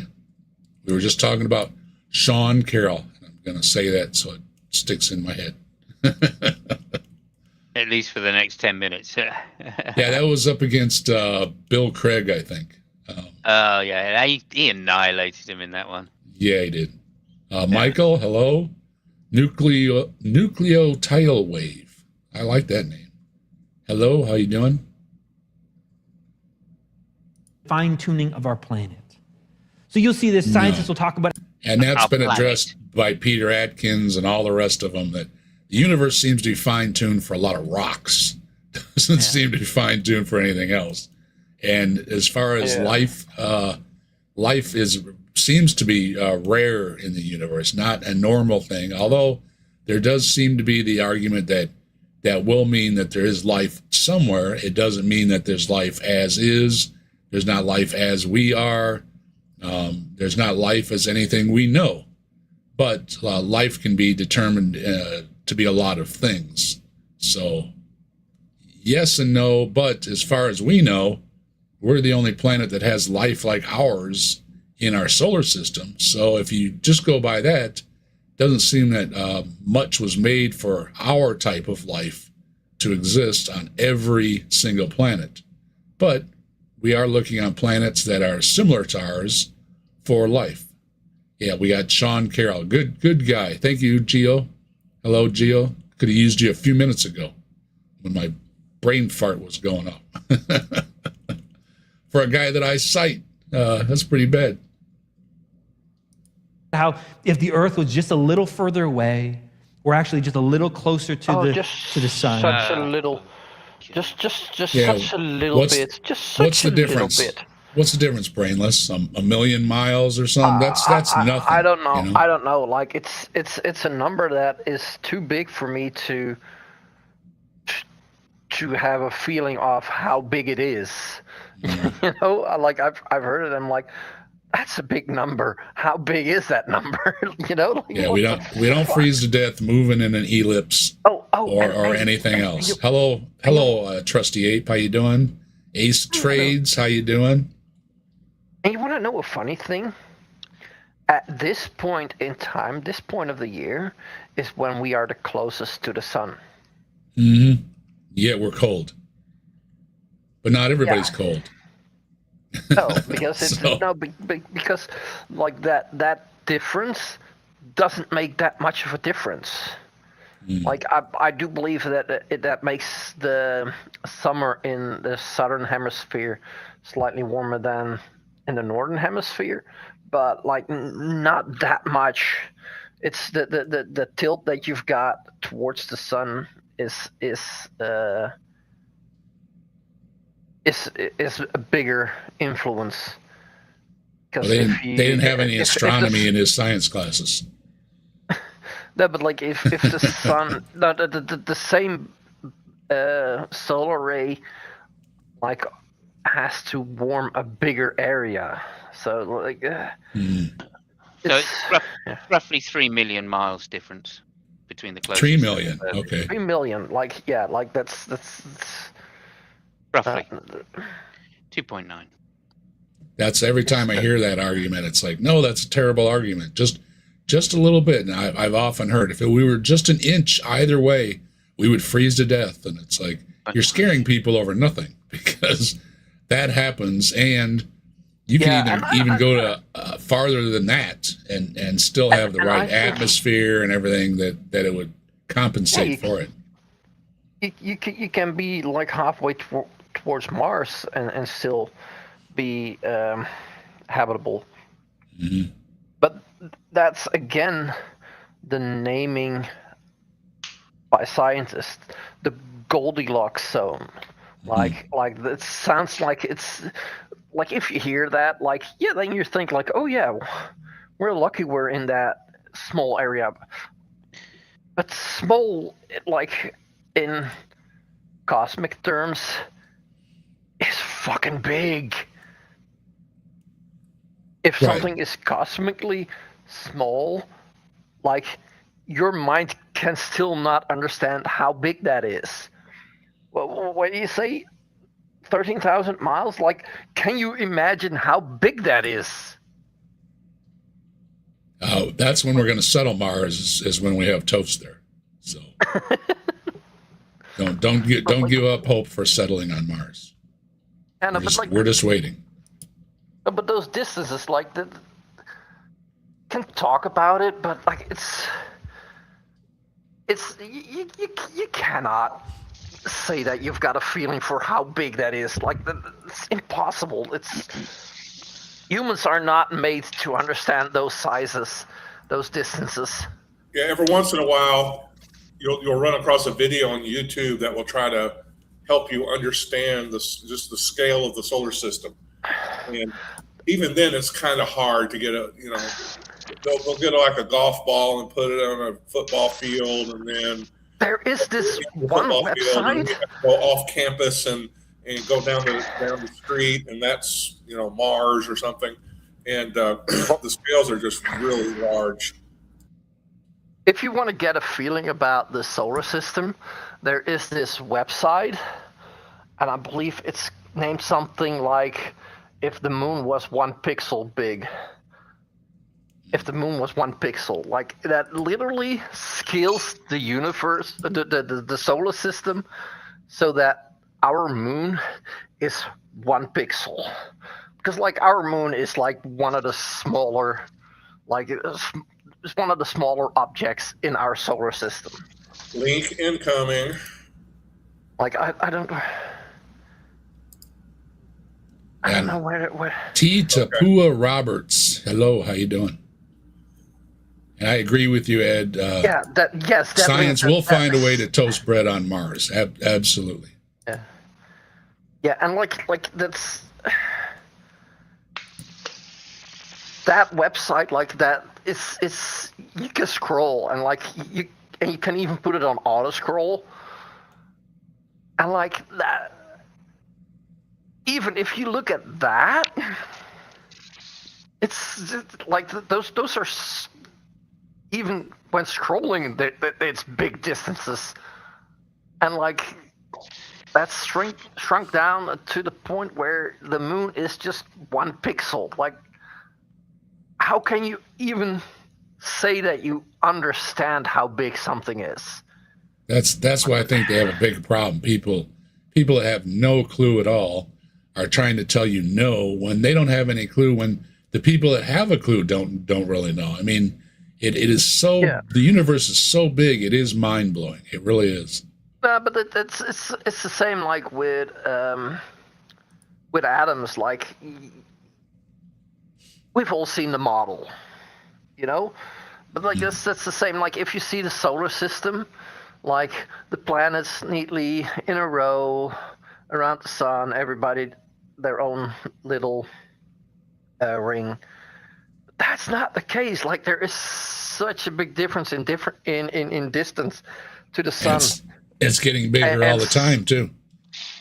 And one is more elliptical than the other, and one is slightly tilted. And I don't remember which one it is, but one is extremely tilted compared to the rest of the solar system. Like it's. They've seen the pictures in kindergarten, just like a kindergarten. Like we all know that's not where you see those kind of things. But like, hey Tori, how you doing? They've seen those first pictures and they think they understand it all. Like this person here, Mr. Man Bun. Yeah, like and like I don't. With his kindergarten understanding, he's got it all figured out. Yeah. But it's really annoying to me. Like there's people that have studied that kind of thing for years, and they've studied what other people have studied for years, that have studied what other people have studied for years, and they still don't know. And you think like with the few images you've seen and your half Google search, like you think you know it all. Like Jacqueline, I've got a picture that proves the fangs are real. With my arms all chewed up and clawed up. I remember having a puppy. Oh yeah. Puppy claws and puppy teeth. You can't get near them without getting marked up. Yeah. Luckily, it doesn't last very long because I don't think I could have took it for much longer.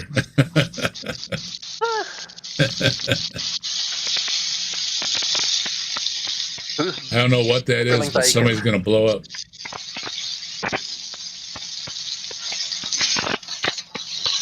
Timos. Oh, is it me? Is it? Yeah, I'm sorry. I'm making a bacon butty. Yeah, okay. That's what I thought. I was like, fuck, I'm getting hungry.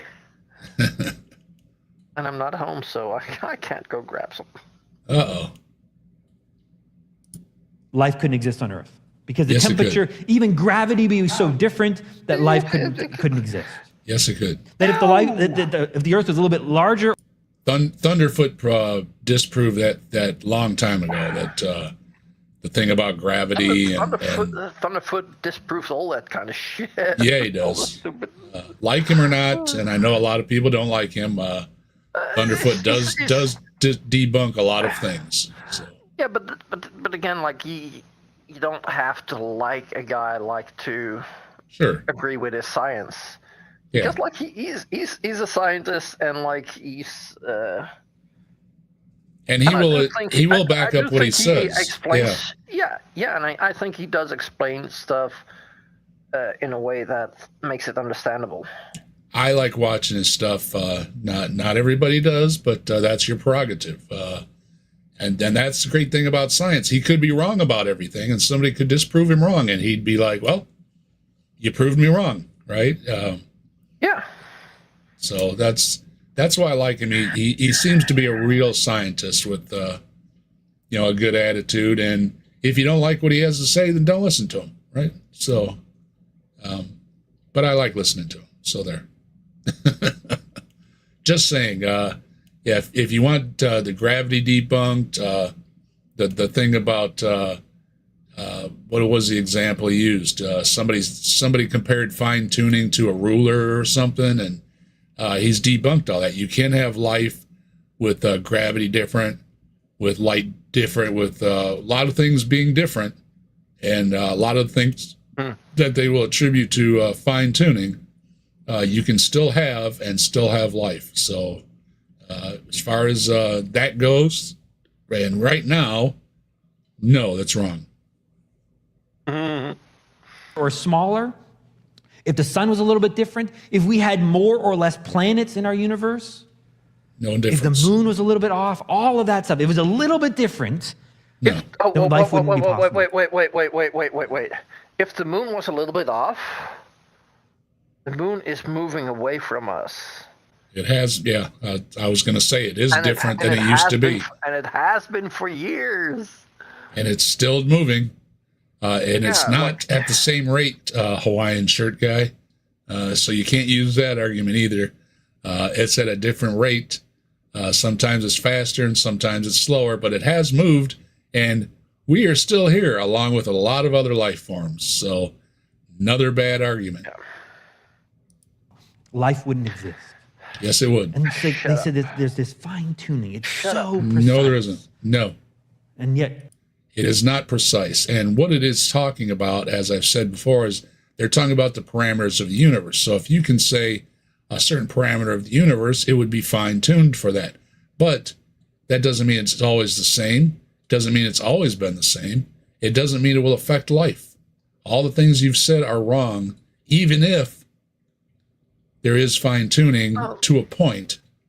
These things can be tweaked, and you can still have life as we know it. Yeah, well, maybe not as we know it, but like that's true. Still be life. Still be life, yeah. If gravity was slightly more, then then have more.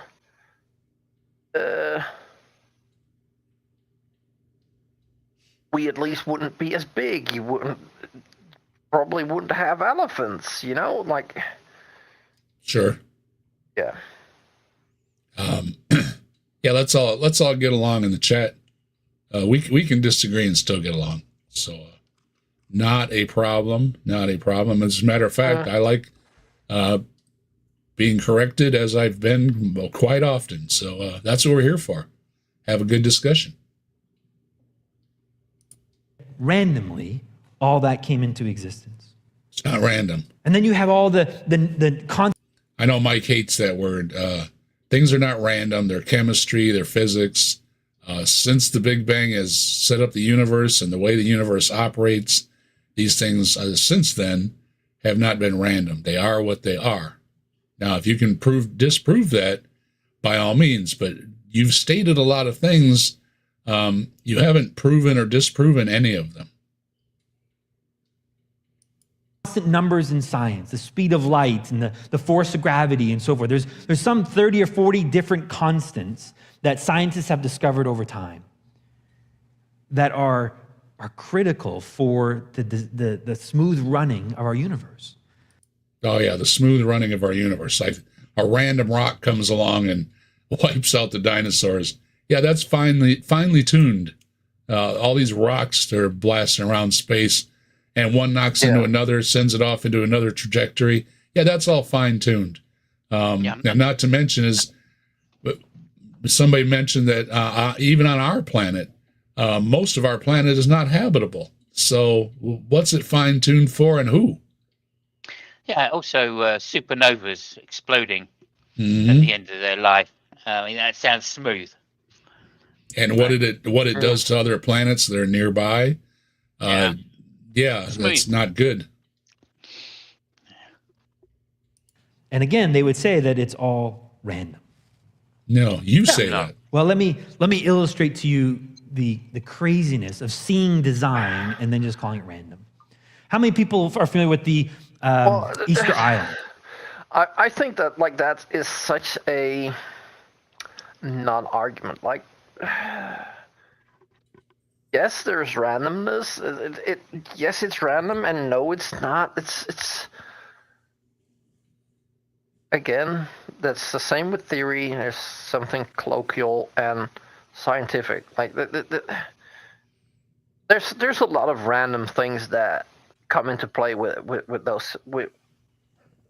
everything, with evolution and how the universe got created. And if he says if they say, because they also say but how insignificant are you if everything was random?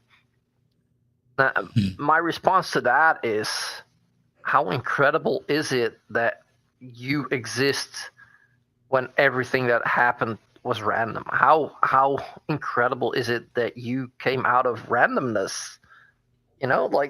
I think that's more. That makes you more special than when it's. I heard somebody say the same thing earlier, that, I'm only special because there's a God. Well, aren't you even more special that there's not a God? That there's not anything directing anything? Doesn't that make you more special? It doesn't seem to be a good argument. Yeah. Sam Hyatt says Big Bang is a big falsie. Well, it's a leading theory right now, so I don't know what's false about it. This guy says things are false, but if there's nothing to back it up, then you can say whatever you want. I'll put that link to the battle for the beyond, or the battle of the Big Bang. I think I had the title wrong a minute ago. I'll put that out there, because when people say that, they're obviously uninformed about what the theories are. So here we go again. It's not beyond the Big Bang, it's the battle of the Big Bang. Okay. And I left out part of the title. But anyway. Here's the link right there. I just put the link out again. Yeah, the battle and the Big Bang. Mike says he just got that book. So we'll hear. I wish I had a Big Bang. Never mind. We'll hear a big review if Mike's got a hold of it. Whoops. Also, there's a whole series of YouTube videos on Phil Halper's channel. He gets around. One of the co-authors of the book. So if you don't necessarily want to read a book, but you want to know kind of what's in the book, go look for that series on the Battle of the Big Bang that he's got on his channel. That's Phil, Phil, and then Halper, Halper, and his handle is at Skydive Phil, all one word. Okay. And I accidentally hit the thingies. Let me find my spot again. It's too close. Got to move it away a little bit. Constant numbers in science, the speed of light and the force of gravity. And gravity being so different that life couldn't exist. Different, then life wouldn't be possible. Life wouldn't exist. And the force of gravity and so forth. There's some Nobody 30 or 40 has ever different said constants that scientists have discovered over time that are And there's another thing they like to say: scientists, they, them. You didn't cite anybody. You didn't cite a paper. You didn't even cite a book or anything. You just are making a lot of assertions. I think he means scientists with the Hawaiian shirt. Yeah, the one that mail order degree. Yeah, in one breath, it's scientists that I like versus scientists that don't say what I want to hear. And he'll at the same time tout his science degree, and then at the same time he'll say, "Well, it doesn't matter if I graduated fifth or kindergarten. It doesn't matter. I'm either right or wrong." Well, you're wrong. Okay, that's why people go and they get that piece of paper so they learn to be more right than you are. Well, and like in a way he's right, because like we've got smart cookies here that have not been don't have the papers. Yeah, but they're smart though, because they agree with other smart people, not disagree with everybody in the world and think that they know everything over everybody. Oh, that's no, but that like in that way you can see, like, if there's a bunch of smart people, they all say the same thing, then that one person that says something different is not smarter. Right. If they say something slightly different, because like people used to say the Earth is flat, and like the smarter cookie came along and said like, well, you know. Yeah, Michael Shermer said it well. He said he hears from a lot of people, and you know that the guy in his shed that says he's outfigured Einstein or somebody like that he might have done it. He might have figured out the math, and he could disprove somebody, but the odds are against it. You know, it's like it's like a lot of them say it's possible, but it's not probable. Hi, Bree, how you doing? Oh, hey, Bree. No, but like it's also like there's a bit like. You don't look at just what they're saying about one thing. You look like if they say like, oh wait, I know this better than the people that have studied it or have also studied it. Like, then you're gonna look like, what does this person say about the rest, and like in what way does he say it's wrong? Like, because like, yeah, scientists correct each other all the time. Right.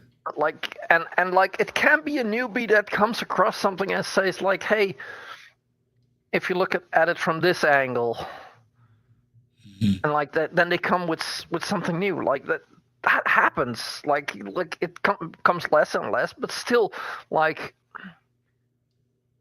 this guy says like, oh, they've got everything wrong. At that point, you already know he has discredited himself.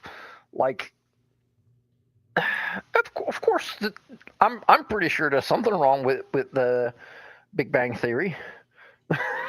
Thanks for stopping by, Ed, and make sure you check out the Rabid Atheist. He's got a great channel. It says tonight he's breaking down demon activity in a church. Of course, Rabid starts about 7, and we don't wrap up till about 8. So so maybe split the screen with between us. Appreciate it. And Big John wants to know if men in the Bible had kahunas as big as donkeys. And Claude Balls stopped by. Hello, Claude. Good to see you. He says Hawaiian shirt guy thinks he's smarter than real scientists. He's smarter than everybody. I mean, You know, Yeah, he even makes my eyes smart looking at his loud shirts. So. Hi, Claude. yeah, Good to see you. Good to see you, Claude. Hi, Claude. And I do think like if Kent would have tried, I think he could have been, because I don't think he's stupid. I think he's evil. Like he knows he's not he's telling wrong. He's saying wrong things. Yes, I don't think he believes what he's saying. Tori's right. You know, we don't need spam. I let you post most anything, so why spam me? You know, I mean, it's just to be annoying. So don't do that. If you've got something to say it. We'll give you a yes or a no. No reason for spamming. No reason for hard feelings here or anything. Yeah. Okay. So it's Sam an open chat. Sam talks about the horizon problem, but there is a theory in cosmology which says that the universe expanded 60 or 70 times its size in a matter of a moment, right? But this is kind of countered by the fact that in that time, all of those areas are going to be the same temperature. And because it happens so quickly, it means that the entire observable universe is going to have a similar temperature. Or at least the cosmic microwave background is going to be of a similar temperature. So that explains why that it's so. Yeah, no, but why it's so similar across the whole spectrum. You're giving an explanation, Simos. That's a mistake with Man Bun here. And thanks for stopping by, Fred. Yeah. Well, I was answering Sam in his thing, so he doesn't have to spam if he wants to know the answer to. Yeah. Just ask. But that's also like when you say like, oh yeah, it's expanded 70 times its size. It used to be a singularity, so like from that's exponential expansion. Yeah, no, but like also like if you in the beginning it was very small, so then any expansion is percentage wise is huge.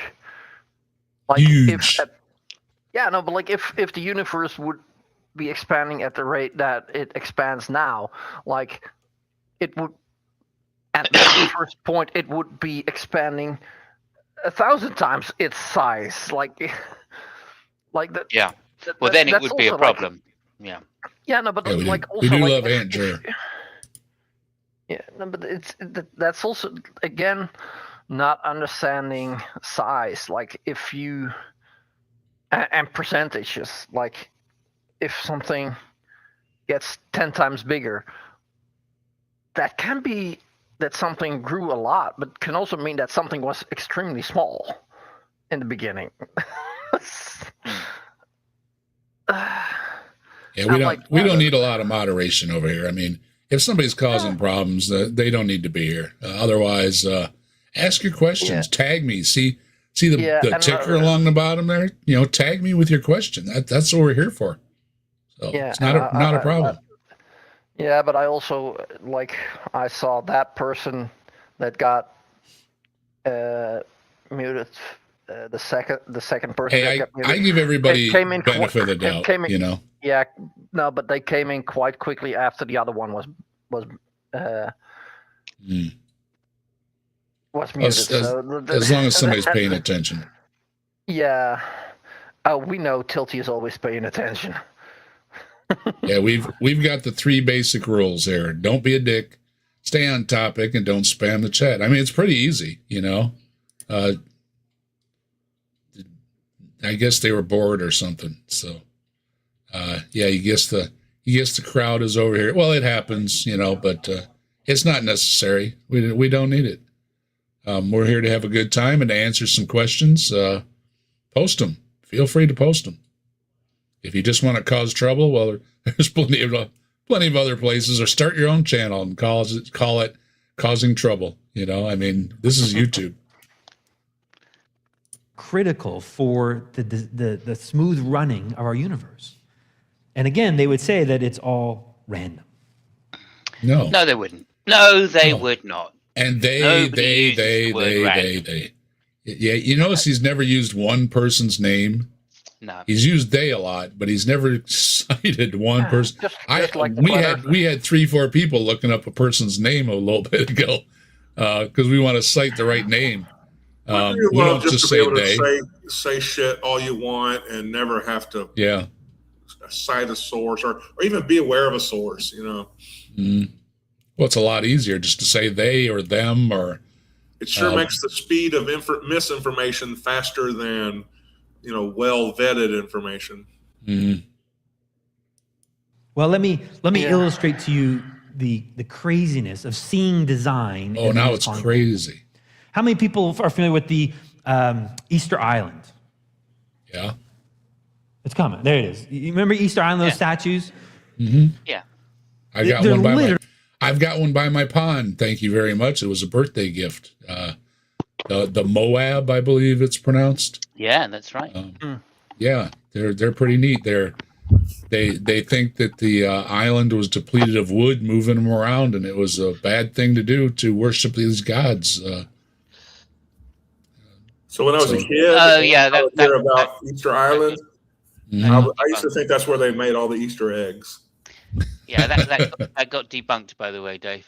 Did it? Move it around using wood? No.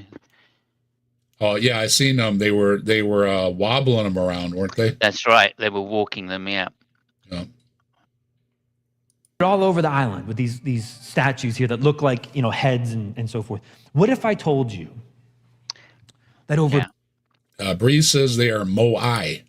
See, I can be corrected. I don't have a problem with it. Okay. They are Moai, and Simos reminded me that they were walked around. I do remember seeing them with ropes around them. We're about getting information out there. So go ahead.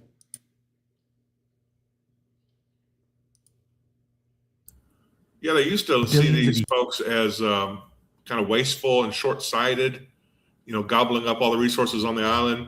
But I saw a YouTube video recently that kind of showed that they were actually really well organized and efficient and thoughtful about their environment, that it wasn't them that raped the land of its resources. It was actually after colonization that stuff happened. I was wrong again. I remembered. I didn't remember that it was debunked. I have a lot of stuff floating around in my head, and I've had my head cracked open recently, so give me a break. Yeah, you got an excuse. But if I misquoted somebody or remember something wrong, feel free to correct me. I don't have a problem with being corrected. No, but because if you get corrected, you learn. That's right. It's pronounced Moai. And however it's pronounced, I do have one by my pond. Thank you, Mrs. Desk, for the Moai. I believe it was a birthday gift. I have a lot of things around my pond, like the Buddha statue and the Loch Ness Monster and the mermaid statue, and I have a lot of mythology around my pond. I not only have a theme on my channel, but especially with the cryptids, but I share them around my pond too. So if you're ever in the neighborhood, stop by the pond and have a look.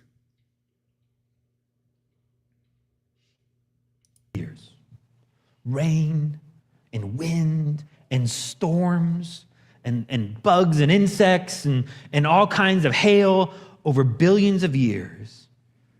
All these statues were formed naturally to look like human faces. Okay. What? Would anyone think that is possible? No. Well, one of them logically possible, but certainly not likely. Right. And I would even grant you that one of them could have been formed, because there are statues that look like faces, or I shouldn't say statues. I should say rocks and trees and natural things that, because of weather and pareidolia and everything, do look like things. However, they're all over the island, and the odds drop way off to think that they were all formed the same way. Ask Santa to bring you Mokele Embe, Mbembe for next Christmas. That's one of Hawaiian Shirt Guy's things, isn't it? I do have a Loch Ness Monster I made by myself because I couldn't find one. They have a lot of dragons, but they didn't have a Loch Ness Monster anywhere. So I have a video on my channel with my Loch Ness Monster. And you can see my other guys on there too, and gals, however the cryptids are gendered. Yeah, I have quite a few of them around my pond. That seems to be the theme. So it started that way and it just grew. And I'm starting to run out of room. Thank you, Nerdy, for being nerdy. Right. Anyway, what's he saying about it? Unless you consider humans to be unnatural, which is certainly yes, they would definitely form naturally. I think that's not only possible, but exceptionally probable. Yeah. Unless you consider humans to be unnatural. Well, yes and no. Anyway, what's this guy going to say about them? Okay. So I guess he's making the argument of, a creation needs a creator, basically. What if I told you that the pyramids naturally formed with enough sandstorms? It's possible. No one would think that. No one would believe that. No. Because we know how the pyramids were made. That it was aliens. Yeah, what is it, the Great Pyramid or something? It even has some directions inside showing the guys building it. I don't know what Hawaiian Shirt Guy claims Mokele Membe. I'm really pronouncing that messed up. Mbembe, something like that, is still in the Congo. He publicized an expedition to find it. Big fail. Yeah, he was supposed to go to Africa, but didn't. And he had 1,000,001 excuses. I've seen that before. Yeah, and at one time, sandstone was in a sandstorm.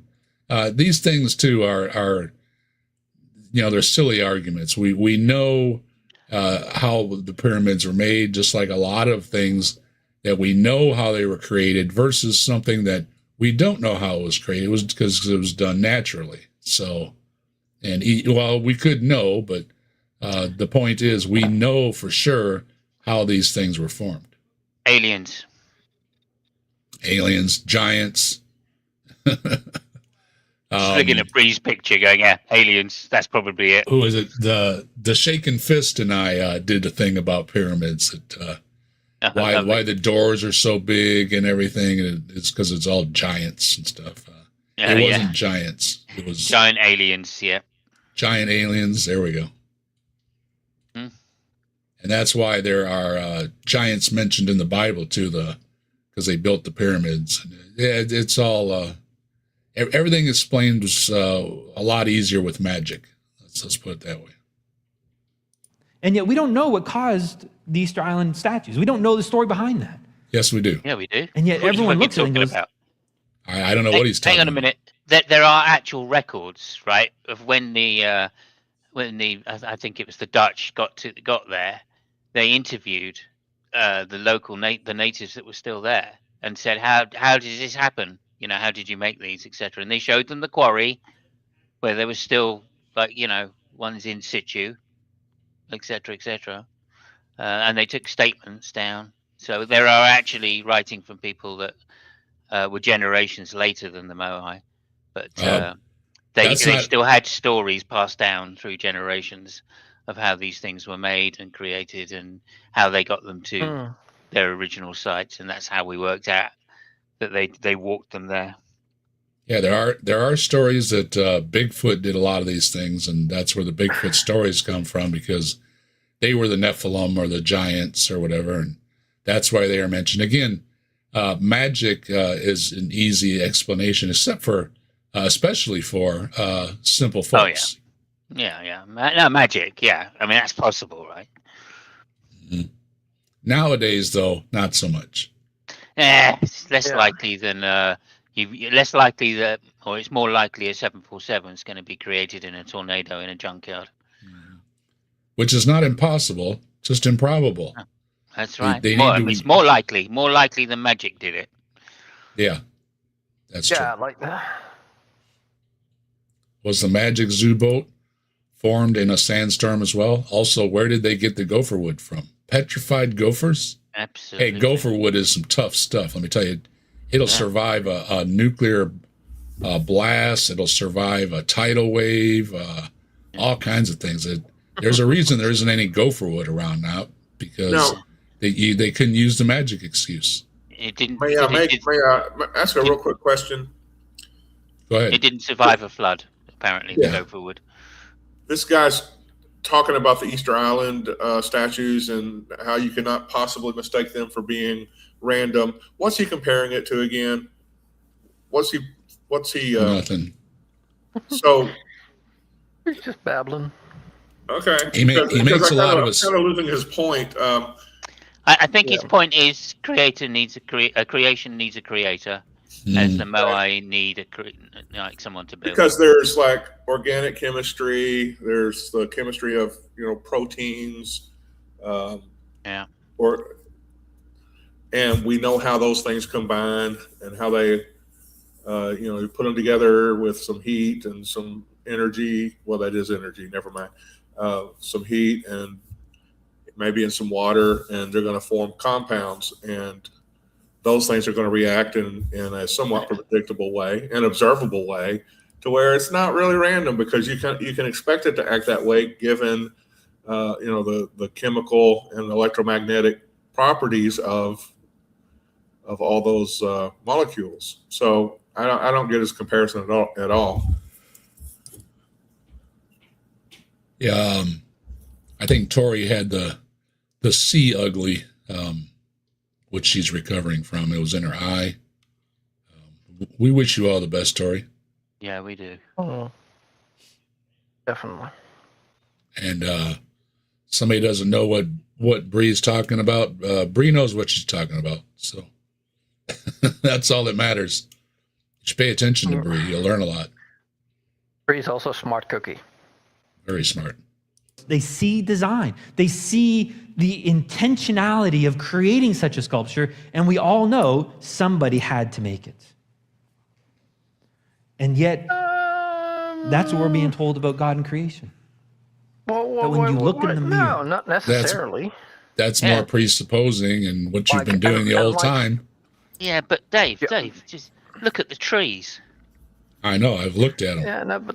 Yeah, but also there's multiple of the statues, but like the first one could have been carved by wind and rain. One. And that people thought like, oh, that looks like a face. Let's make more of them. Sure. So it's not necessarily like how many rocks are out there look like things. Come on, just go look at like Mott Fossil University. Roger from Mott Fossil University. How many things does he see something in? Because nature can do that, and like our brain then sees that as a face or whatever. But like, I do get a kick out of MFU. There's an example of a god in Upper Egypt. I think it's actually either the Kush or Nubia. I think it might be Nubia.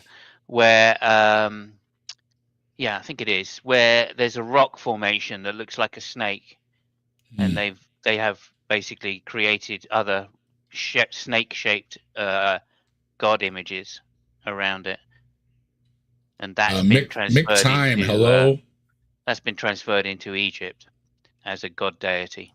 There you go. So and Tilting Windmill's got some Adamant music up. Thank you. I did like Adamant. He one of his best interviews he gave recently was after he was in. He got some care for his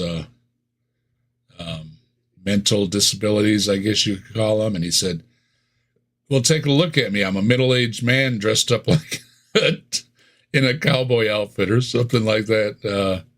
He did have quite the thing going for a while there. And correct me again, Tori had shingles, and not the C word in her eye. Tori, again, we wish you all the best. Yeah, and yes, I do remember the discussion now of why I went and got my shots and my wife got her shots was because my dad had it, and it put him in hospital. So I got a shingles shot a few years ago. I wonder how often you have to get them. I think you only have to get it once. I know the pneumonia one wasn't until I was older, so they wouldn't give me that. I think you have to be like 65 or something to get that. I think I got a pneumonia one. I need to call my old doctor's office and just have them send me my medical records. Yeah, check and see. There's a certain age at which you get these things. So then, go get the shot, and wish you all the best.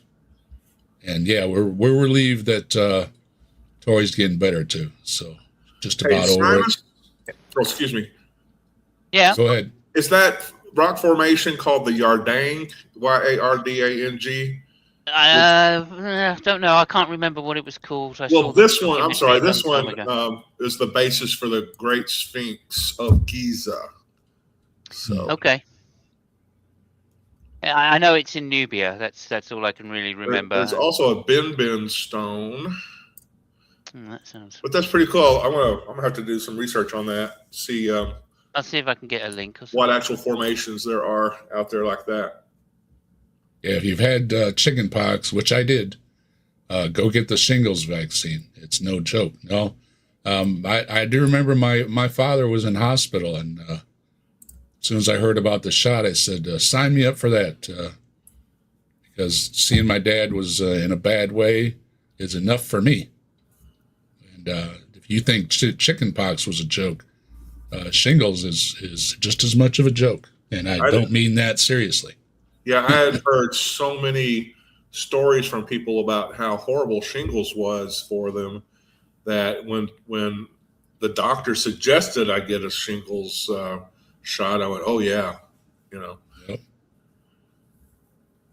That's when I rolled up my sleeve and I said, right now. And he said, you got to come back for a second one. I said, sign me up for the second one.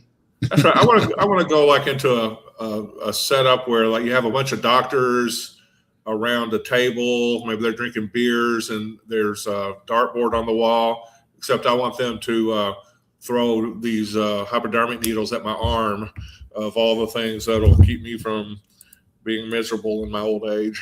I will say mine is pretty good about updating me. He said, have you had this? Have you had that? And he sends the nurse in with a vaccine. So thanks, Doc. Appreciate you. Literally in the mirror, and you see the design that is in you, in your body, the symmetry and all the yeah, well, I'm not feeling like there's a design in my body lately. I feel like thank you scientists for working out the problems that I have, and there's a lot of other people here too, and a lot of other people in the world that don't see the design and what they have wrong with them. It seems a cruel joke, if anything. Yeah, and like if there was a designer, and like then he was not all knowing, or not all loving, or caring, or empathetic, like if he was all good and all knowing and all powerful, we wouldn't get sick. Yeah, they line you up every week, don't they? With all the shots and everything. Yeah, that's one thing the military will do for you, is give you all your shots.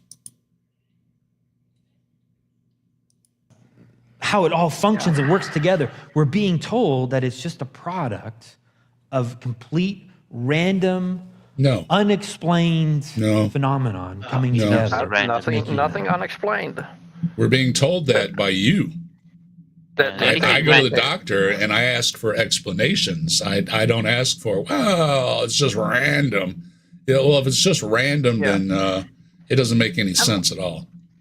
And like, and as I said, like, yes, there is a random factor, but also no, it's not completely random. Yeah, the only thing random is this guy's speech. And as people have pointed out, I think Shermer's book points it out that you can pray all you want and still get it. You can be as devout as anybody and still get it. And you can be sick and you can tragically pass away. And a lot of horrible things from these things, whether you pray or not, whether you believe or not, and what you believe in or not. has nothing to do with it. So in that way, it can be seen as random. But that also eliminates the need for any gods or anything else that would make it go away, or most definitely. not get it in the first place, not have created it in the first place. So yeah, no, but like evolution, like yes, there's a random element in mutations, but like it's not random what survives. Like here you go, Scott. It's random. It is random, but it's also not. It's yeah. You know, the snake rock most strongly associated with Nubia is Jebel Barkal. Probably messed that up too. A natural sandstone mountain seen by ancient cultures as resembling a cobra's raised hood and thus deeply sacred. There we go.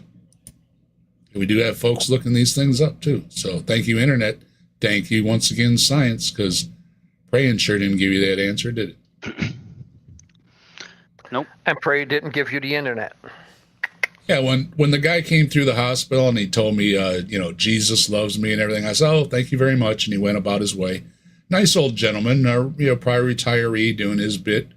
I do appreciate it, but, walking around a hospital telling sick people that Jesus loves them, not doing them a whole lot of good. Maybe they feel good about the afterlife or something. But, I would be much more of an asshole than you. I try to, when these old guys and old gals and anybody out of their own time is visiting the hospitals and stuff, I try not to be a jerk about it. It's like I said, I'm not going door to door. Please don't come door to door to me. That's all I ask. What's Mike got going here? I don't know. What up, guys? Are you tripping good yet? A little bit, yeah. Yeah, I was going to ask how your trip was going. So much so he's drawing dicks in this side chat. Somebody said, yeah. So was that also what I was seeing. Yeah. I would love to see the results of a Rorschach on Simos. I know. I think the Rorschach test is just a load of cock. Somebody said random. So these are random generated RNAs that I did with my modeling software. And we're working on a top secret project called the Demeter Project. We don't want to talk about that around the government. So cool. Yeah, the Demeter Project. Anyway, so these are all just randomly picked DNAs, and each one forms like these little wrench-like things that actually have a biochemical function. They will interact with things, and they will do things. They'll glom on proteins and all kinds of other things. And this is just randomly generated small RNAs, and the kind of thing you'd probably see in pre-biotic Earth, basically. So it's just an example of what happens. That's all I wanted to point out. Hey, Mike, real quick, did you watch that? Random. What? Did you watch that Anton Petrov video about prions or preons, whatever they're called? I did. Yeah, I wasn't totally impressed with that idea, but definitely that was significant, and that it could be a part of it, right? So that's not something that you had told me about before? No, I hadn't. No. Okay, good. Yeah. Yep. Anyway. Yeah. So screw this random stuff. Very small random collections of atoms form these interesting molecules that have amazing functions, and that's all I wanted to point out. Yeah, I am a little bit high right now. Yeah, no, but like that's what I'm saying. Like, there's randomness in it, but there's also a system, like or like rules that it has to obey by. Yeah. Like, it can't just form in any shape, and like that is also kind of like makes it different, because like or hard to explain, because like yes, there is a randomness. Like, is there going to be a mutation like, and if there is, what part of your DNA, what is going to be the mutation? So, like, yes, there is. Well, I look at it this way. But they when they hear random, it's like literally what they say, like, oh yeah, I have a junkyard and like a tornado blows through it, and you get an airplane. Like, no, well, if you had materials that all had magnets and they could only fit together in a certain way, like, then the chance would be higher. But like there still is a chance, like, if you have all the components. But like, I think the idea is that it's not so much random as it is stochastic, that given a certain amount of certain ingredients, like carbon, oxygen, hydrogen, nitrogen, sulfur, or whatever, and some energy, there's a probabilistic result that will result in nucleotides or whatever else is necessary for life forming, that you can expect that within a range of probability. And so it being there might be random, but what happens once they're together in the right conditions is not random. It's predictable based on the outer shell of the atoms, the arrangement and structure of the molecules. You can expect certain things to happen with a certain regularity.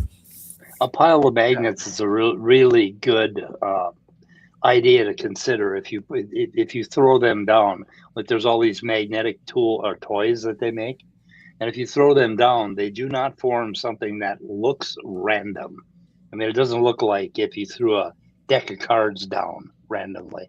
So they just have a really bad understanding of how nature works. But GeoSam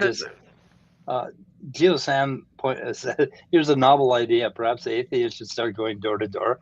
So on Sunday, we should all get in a car and go knock on doors and say, have you heard the word of answers in atheism? Of science. Have you heard the word of science? Yeah, have you heard the word of science? Please, hello, Moondog. How you doing, Reverb Twang? Good to see you. Hey, hello. And Tilting Windmill is saying, please find Brainless and Slim and everything on these different channels. Check the description if you want to look around for these people.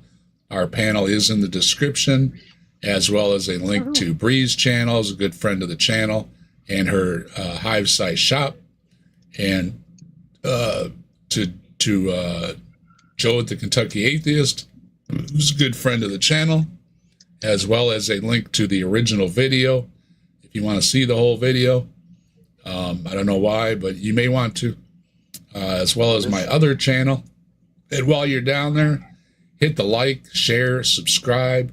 After the video, leave a comment. All those things are great for the channel. And if you'd like to become a member of the channel, you can also hit the join button, and you can join everybody like GeoSam, who's dropping those great emojis all over the chat.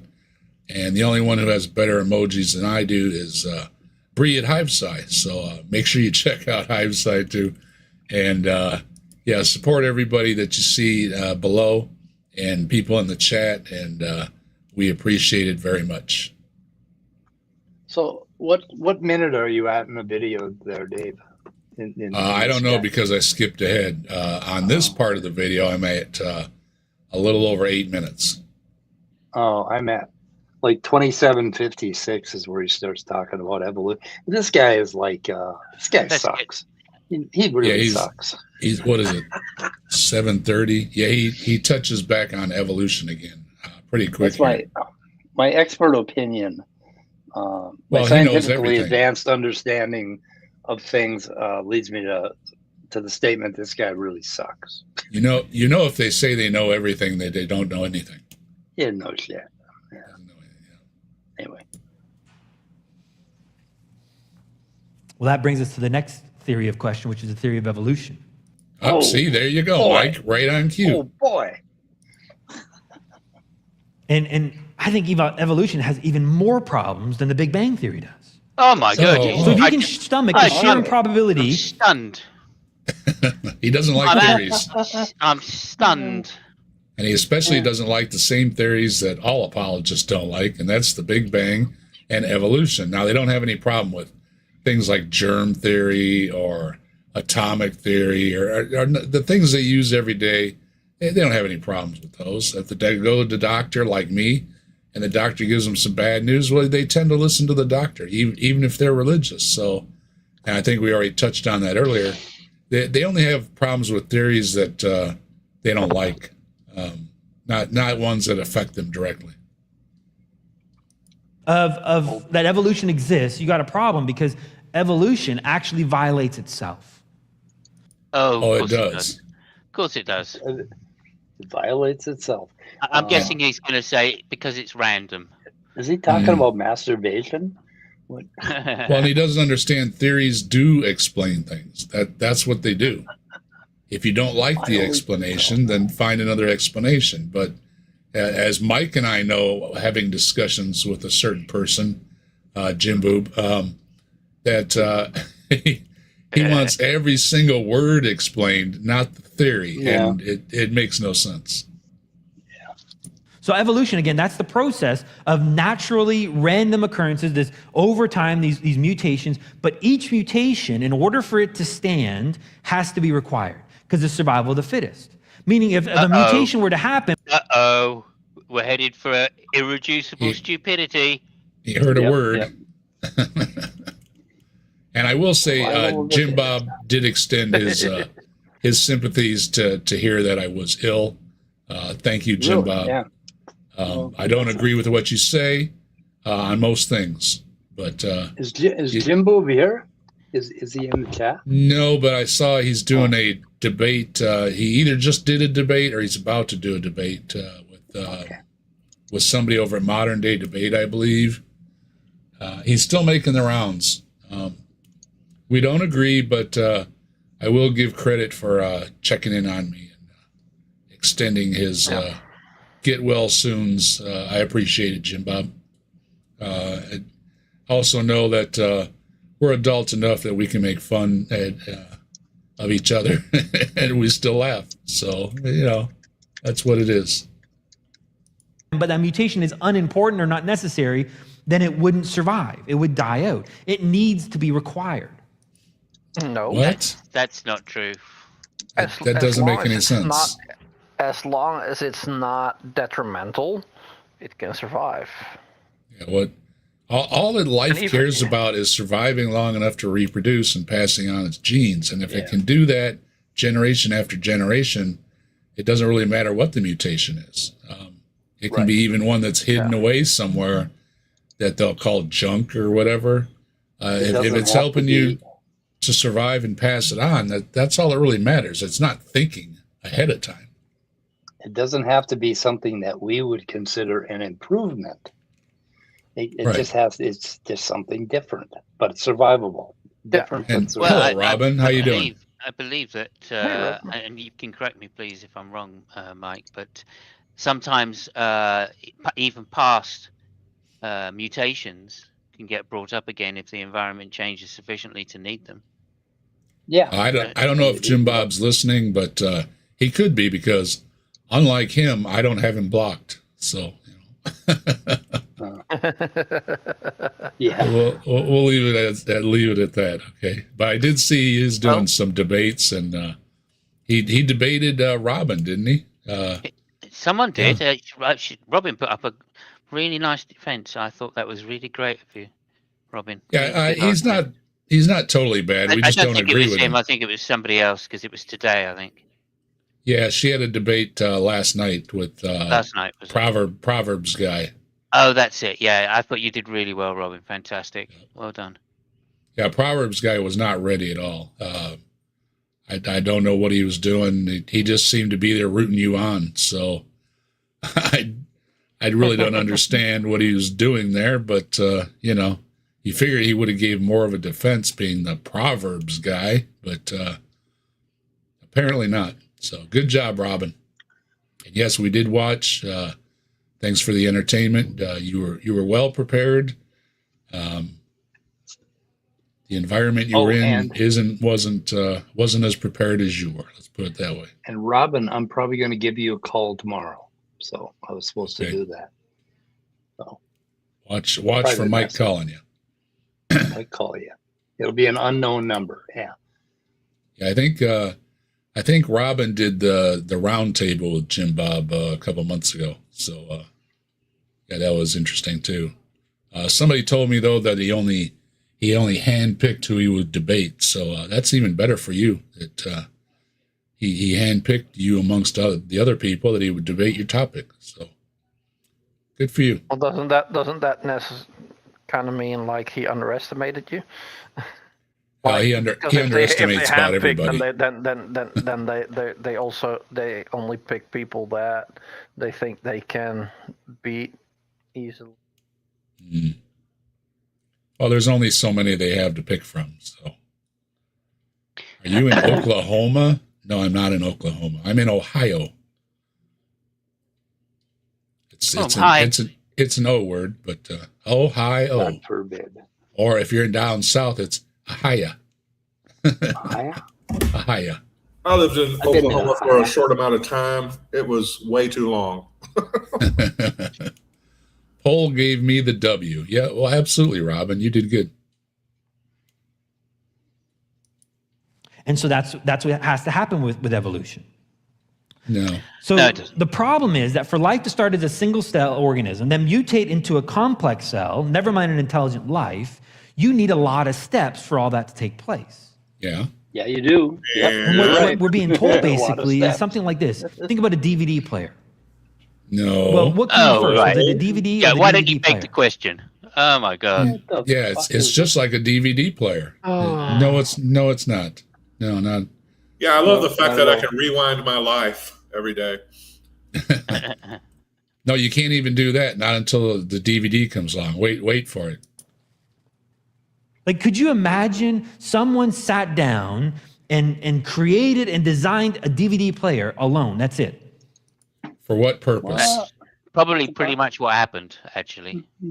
No, because they didn't have a DVD until millions of years later. So he has no purpose for making the thing and then comparing it to evolution, which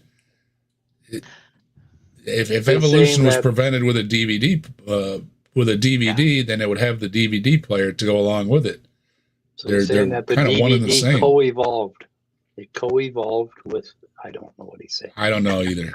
Well, it's like it's a false analogy, isn't it? Right? Yeah. We know that DVD players did have an inventor, right? And we also know that if evolution happened or abiogenesis happened, I should say, because that's more what he's talking about, then it's a natural process, right? Or it potentially could be a natural process.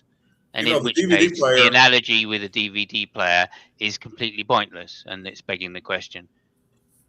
But smuggling in a presupposition because you know that someone did create the DVD player.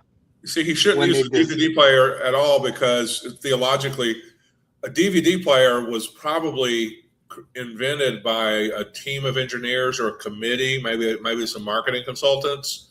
So that would suggest to me that the world was created by a pantheon of gods. So he's just shooting himself in the foot there.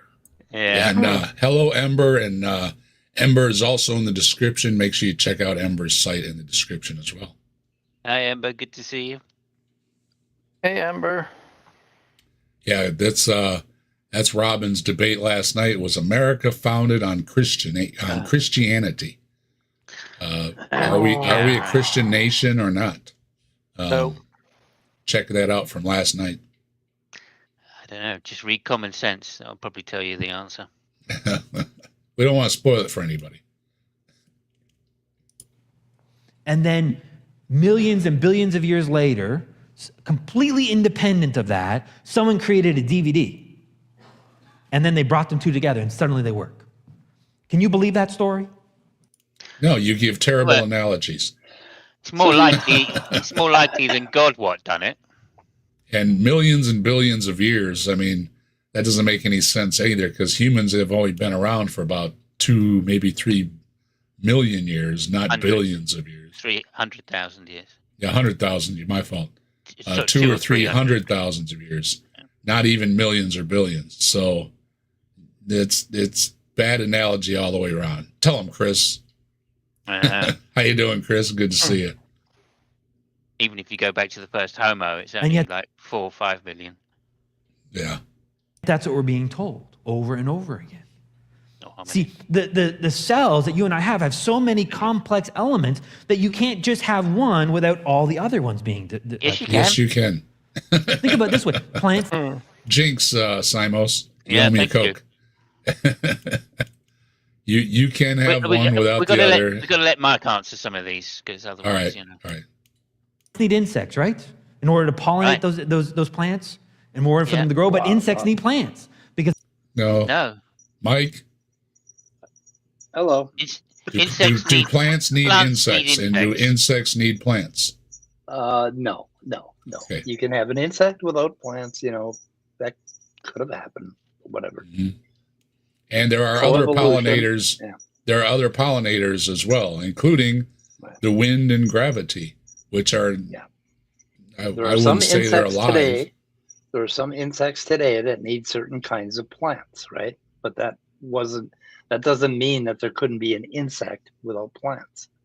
So that's one of the things that Darwin discovered, was that somewhere there had to be a moth with a certain length tongue to reach the pollen in an orchid or something. Yeah. And it wasn't the same day. There could have been smaller tongues and smaller and shallower orchids. Right. At one time. They just diversified enough that they wanted only the animals that had the long tongues, or the proboscis or whatever the word is they use for them. Proboscis, that's wrong again. Yeah. It's kind of like DVDs co-evolved with DVD players. Mm-hmm. But they weren't necessarily created at the same time, right? No problem. But you need a burner to have a DVD. So and it wasn't just like one form of disc either. There were different that's right. lines of them. Like there were some big, almost like LP record player size video discs. By Philips. Yeah, we had one of those. Yeah. So I don't know why I'm trying to make this analogy. I don't want to help him at all. Well, it's a terrible analogy. It's a false analogy. Yeah. It's begging the question, because he assumes that there is a creator, and if the analogy were to hold, so it's just, it's dumb. It's dumb. I'm not surprised. That's what allows them to live. So which came first, plants or insects? Well, plants, obviously. Men need women. Women need men. Which one came first? Oh, fuck. Oh, no. Well, there we go, yeah. Do that. He isn't going to do this, is he? That's leaving out. He's going to do this. That's leaving out species that only require to bud or other things and do not require the other sex. The women evolved separately from the men, and then they just happened to get together at the same time. Yeah. There was like a woman's island. Well, there was Venus, and then there was Mars. Now, aren't there life forms that sometimes they're asexual, sometimes they're sexual? They can change their sex as well. And that was all settled. What was it, the crayfish or something that they only dropped the one in a lake somewhere, and they evolved to have the other one so they could reproduce, and now they're all over the lake. Well, this is Jim Bob's nub theory of the penis. Actually, what happened is men evolved separately from women, and it wasn't until the disco was invented that they first came together. I thought it was bad cologne. Okay. Yeah, there you go. Yeah, but I'm going to have to disappear suddenly at some point here, because I have a friend who's bringing me some bread, and I'm going to go make some toast. There you go. Yeah. There you go. They would say that they just naturally over time happen, and then they suddenly found a way to work it out together. Oh, can we just point out something, Mike? Can you just point out that evolution happens in populations, not individuals? Yes. Always. Well, not according to Mr. Scientist here.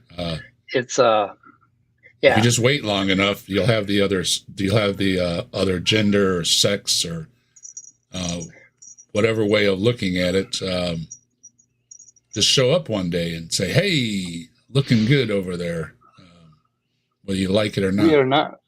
We are not used to population thinking when it comes to evolution. But when you wrap your mind around populations, you get over ideas that we all came from one single granddaddy cell a long time ago. There was only one cell that we came from, and no. Hello, Mark. How you doing? And somebody else stopping through. Oh, Mark tons Reed. Of mice. Hey, Mark. Yeah. Do you remember the disco kid, Dave? Yeah. I remember that there was a big pressure on everybody to go do the disco, and it was like, I don't want to go do the disco. We learned the disco in gym class too. We were all like line dancing the disco or something. It was all the craze for a really short time there. I used to do the techno. But not the disco. So anyway, we did the disco, and the other one was some type of square dancing or something we did. Oh my God, I remember that in elementary school. My principal. Yeah, it's part of gym class. We used to do Scottish dancing. Yeah, river dancing would have been cool, but no. Oh, they probably do that now. No, I hate dancing. They made the whole gym class do it. It was terrible. But, yeah. So Simos. Yeah. Simos, you're into music. Have you ever heard of First Avenue Bar in Minneapolis? First Avenue. First Avenue Barn. First Avenue Bar, and the 7th Street entry. Yeah. No, so, I don't think so. Oh wow, it's like a rite of passage for most bands. U2 played there. Psychedelic Furs played there. Okay. I saw the Goo Goo Dolls 3 times there. Like tons. I mean, they have hundreds of bands that played there, and that was where Prince filmed Purple Rain. Okay. Maybe then. Anyway, I used to go techno dancing at First Avenue Bar with my kids. They had a Sunday danceteria night that was alcohol free, and you could bring your 13-year-olds there and dance. So anyway, but I just found out that U2 was actually at First Avenue when they were not as popular as they are now, obviously. Yeah. Anyway. Yep. Everybody should know that name. There's this great bacteria called the flagellum, which is irreducible stupidity. Oh, the flagellum. The flagellum, Mike. The flagellum. Yeah. You can't have one part without the other. Yes, you can. There's hundreds of different kinds of flagella. Mm-hmm. Anyway. And there's even flagella that are messed up that still work. So they don't have to have a designed purpose, so to speak. They can be all messed up and still move around and still reproduce. Nonetheless, it's basically what this bacteria is a motor. No, it's got all the elements of an electronic motor inside of it. It's electronic motor. Yeah, it's taking something and giving it names that are related to a motor because it looks like a motor to somebody, but it isn't really. And it's one more example of, well, it looks like, I don't care what it looks like. What do scientists say? And again, he's not citing any scientists, but maybe, I don't know if he cites Behe or not, but Behe's the only one that cares about the flagella motor. Mark Reed just mentioned that type 2 injectosome is a precursor, and there were all sorts of structures that were precursors for the flagella. So, hey, Ember, Geo says my mommy says I'm a great dancer. So don't forget that. Guys, I'm gonna drop out. I'm starting to fall asleep. So. Oh no. All right, Brainless. Yeah. Well, it's almost 2 o'clock. It's about the end of the evening here. We'll let you slide. Yeah. Have a good time over there on that side of the pond. Yeah, bye. You guys have a good time. Thanks, yapping a bit more. Was fun. Thanks, guys. All right. Have a good night. It's got a stator and it's got the drive shaft and so forth. There's like 40 different pieces of it, along with the propeller, which is the little tail. Now, for evolution, what it would say is that each of those 40. And that tail comes in many propeller? different forms. Yeah, it's Oh not a my God. propeller, it's a tail, and again, it can be totally whacked out and still move the thing around. You put a totally whacked out thing on a boat or anything else with this propeller, and it's not going to work right. So there is a big difference. Hey, Gur, good to see you. Yeah, hey, Gur, your mom says hello. Yeah, your girlfriend says hello. So yeah, he's got my girlfriend, but I got his mom. Oh. I win. Oh, well, also, I just say, hi, girl, your boyfriend says hello. Oh, see, everybody's saying hello to everybody. So it's a good thing you stopped through here. Hey, good to see you, Gur. Yeah, actually, I haven't seen his mom in a while because she's busy with her other boyfriends. Now we've got more by the than way, one boyfriend. Mike, Gur's mum says hello to you as well. Oh, I see. I see how you are. That's how it is. The elements would have to be created independent of all the other ones. No, they would. But if you take one of those elements away, the whole motor doesn't work. Yes, it does. Well, one of them, yeah. I mean, so why? If you're talking about a particular bacteria and you take one of the elements away, that one isn't going to work. But that isn't how evolution works. So that's not how the flagellum works. There's a lot of different kinds of flagellum. And yes, I used kinds purposely. There's lots of types of flagellum motor, and if it gets the job done, it gets the job done. Doesn't matter what it looks like. Doesn't matter if you see all kind of modern devices in it. Just has to get the job done. Why would the cell create a drive shaft without a propeller and a motor? Why would it create a motor but not have a propeller to move it?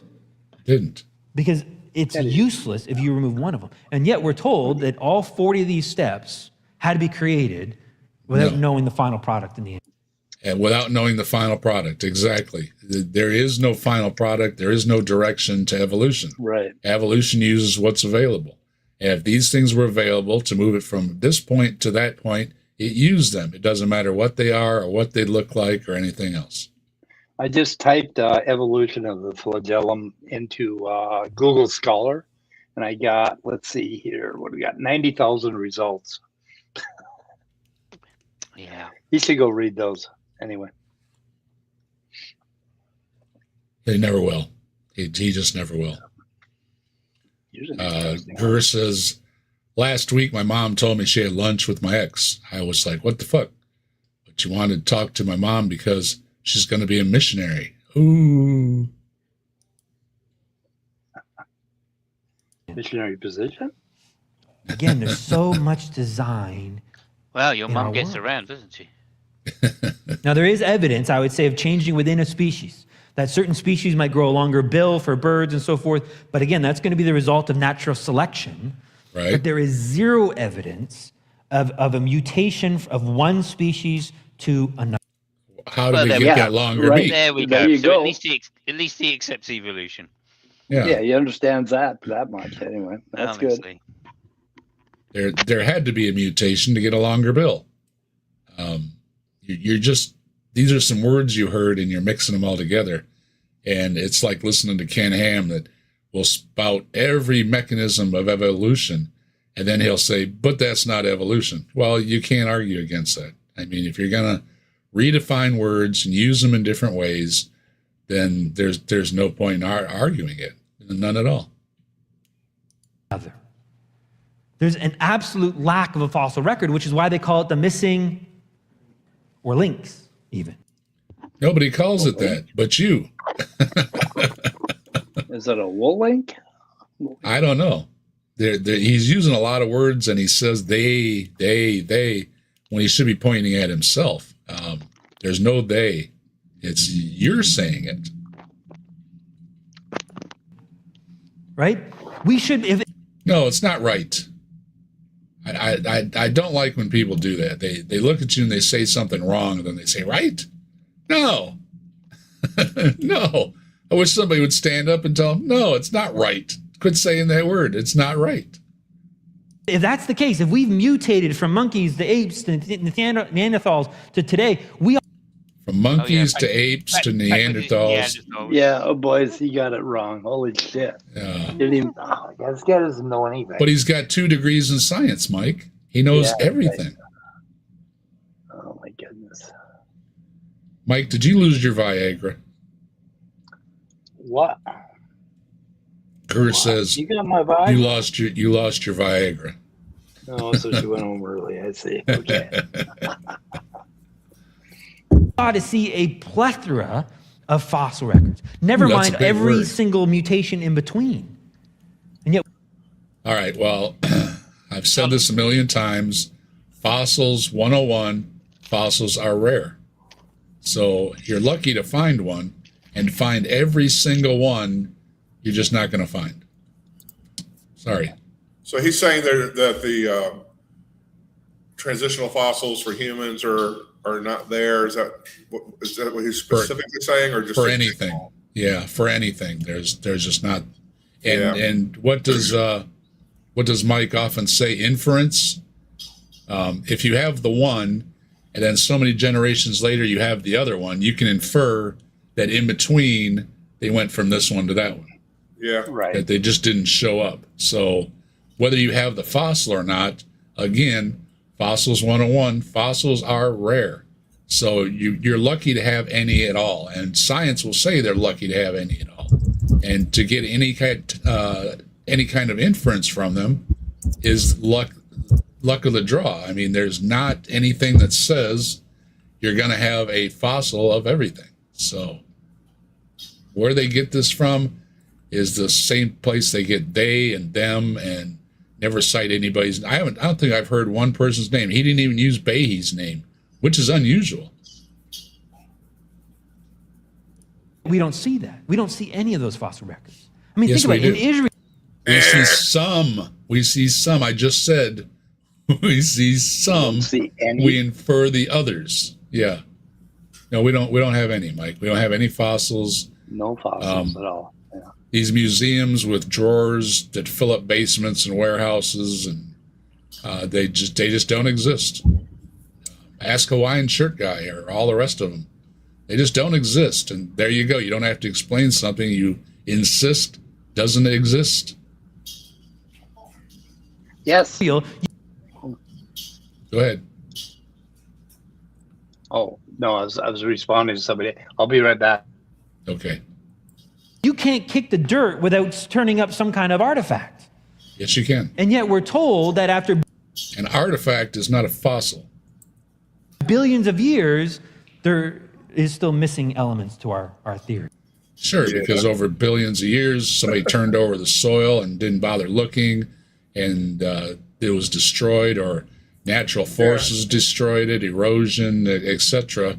And that fossil is gone, along with a lot of other fossils that, even if they did form, they're gone now. And somebody's saying, check out my channel for I do have the Loveland frog all ready to go. As soon as I can keep my eyes open, we're going to have the Loveland frog coming up, and that will leave, I think, only 1 or 2 more in Ohio. And then we're going to move on to some others. Some people have given me some tips on some craftsman stories, and they asked me if they're going to look at any of them. And I will look at them after I've completed looking at the Ohio ones. So stay tuned for that. And link is in the description. The anti-science is astounding. No, it really is how astounding it is, because this is the guy that has 2 degrees and he completely understands science. He assured us that he knows all about science and that we're going to learn all about science. And so far, I've heard a lot of no's, and that includes from me, that he doesn't like science at all. Especially creationists do not like any science that goes against anything they presuppose, and this guy presupposes a lot. Yeah, and his silly little rant about the fossil record. I mean, yeah, some species are underrepresented. Other species have a lot of fossil record to them. Hi, Ryan. How you doing? humans aren't as well testified to as maybe we like. There's certainly a lot of questions, but we have a lot of transitional fossils with them. The whales, they have found a large amount of whale fossils that, all the way from the original land, four-legged land creature, all the way through the transitional ones, where they were losing their legs and developing a blowhole, on the top of their heads and everything. So, yeah, he's just basically just fitting I think that he's speaking to youth who are going to believe what he's saying because he's got a man bun and a science degree or engineering degree, and so they're going to believe him. So he's just teaching to a bunch of youth. Yeah. Moondog, which is Reverb Twang, has a collection of footprints. Mentions that I've heard that Ohio call over 60 times in Arkansas. If you didn't know, Bigfoot has over 100 names. So you may know him by a different name, but it's still the same critter or a cousin of. You've got different sizes, different colors. So whether they use the same call or not, it's up to the person hearing it. But I wouldn't put it past them since they seem to be related. We have 3 or 4 types of Bigfoots in Ohio that go by different names. And I've done quite a few different ones. Out by your way is, and this was where Mike had just visited when I did the story, on a tip from Big Bad Mama, which I do tips on the cryptids. So send them my way, is the Borrego Sandman, who is a desert-dwelling Bigfoot. So we've also done one in Japan. We've done the Yeti. What was it? The Big Gray Man or something. We've done some that are overseas. Yeah, there's plenty of cryptids. I like I said, I can do over 100 of them easily by the names of them and where they are in the world. So keep an eye out. Keep those cameras rolling. You may capture a Bigfoot and not even know it's called a Bigfoot, because in that area, it's not called a Bigfoot. In Ohio, we have Orange Eyes, we have Bigfoot, we have the Grass Man. I think we have one other one too. They come in a lot of names, and like I said, a lot of sizes and colors and shapes. And there's even a little Bigfoot, which would be a Littlefoot, I guess. That's more like a troll or something that was out running around. So you never know where exactly it's going to be. Yeah. But there's one in the park. There's one in the park near me. Yeah. It's called Steve. There you go. He can still be little, but have a big foot for his size proportionally. Yeah. England, the UK, they've got the Big Gray Man, and they've got it's on the tip of my tongue. But the UK has quite a few cryptids to do as well. I've covered some of them. A lot of the older countries, of course, have a lot of stories, and one of them is a lot of cryptid stories. So yeah, look up Littlefoot, Orangapendek. That's another name. There's quite a few of them. I was looking up names, and they had over 100 names for Bigfoots. So, and they all seem to be a little bit different. There are ones that are similar. There's lately people have been talking about the Dog Man. I've learned that the Dog Man is infiltrating different parts of the country, and even in Europe. The Mothman, who's famous for being in over the Ohio River before the bridge collapsed, is also in other parts of the world warning people. So when you get looking around, it seems a lot of them have been adapted, or it's a similar story and then they adapted the names. Either way, you'd look around and you can find a lot of cryptid stories. And as Look at the trees pointed out. And somebody mentioned, have I looked at the trees? And I not only looked at the trees, I've had look at the trees on my channel. So I am thoroughly into looking at the trees. Cryptid stories and monster stories seem to be explanations by primitive people or people that are just worried about what a human being can do to another human being. And it's a terrible tragedy that they can be so awful to each other. And that's where we get a lot of our monsters and our cryptids and everything else from, is just not wanting to accept that these things are human beings doing awful things to other human beings. And with that, we're about out of time.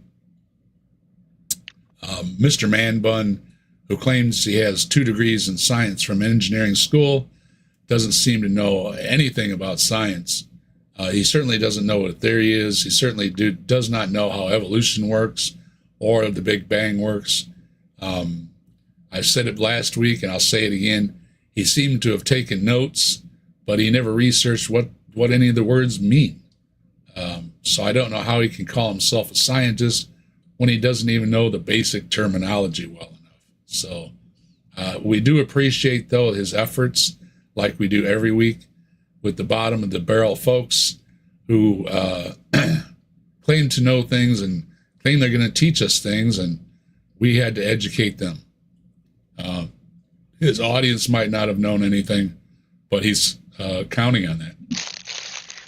Yeah, I mean, my impression was that he's read or at least seen videos of creationist videos, and he's just repeating ad nauseum without fully understanding those, even at least the sophisticated versions of them. Of course, you know, when he puts it, it seems like he's dumbing down creationism, if that's even possible. I'm not sure it is possible to do, but well done, Mr. Yeah. 2 degrees short of north.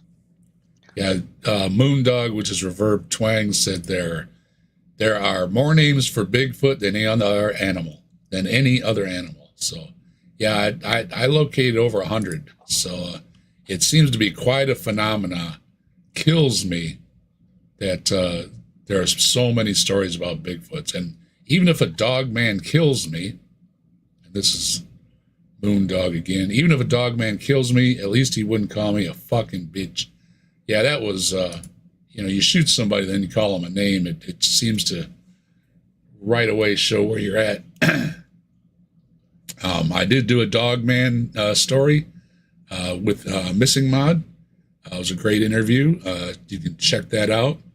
And I've also done a bunch of Bigfoots and a bunch of other cryptids, ghost stories, alien stories, and I've got plenty more to go. Mrs. Desk has asked me what am I going to do when I run out? And I don't think I ever will. I don't think anybody ever will. Even though there are plenty of cryptids out there, there always seem to be more of them. I'm screwing that all up. Seem to be more of them that come out all the time. So investigate. If you've got a tip for one, let me know. As of recently, I've gotten about 3 or 4 tips on cryptids, and I'll always take them.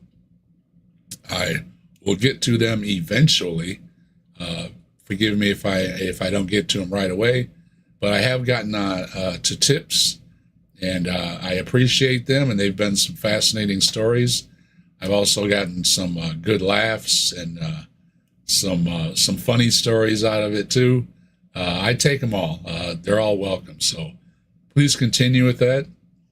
And as far as what's coming up on other folks' channels, we know that Brainless scoots around between Slim's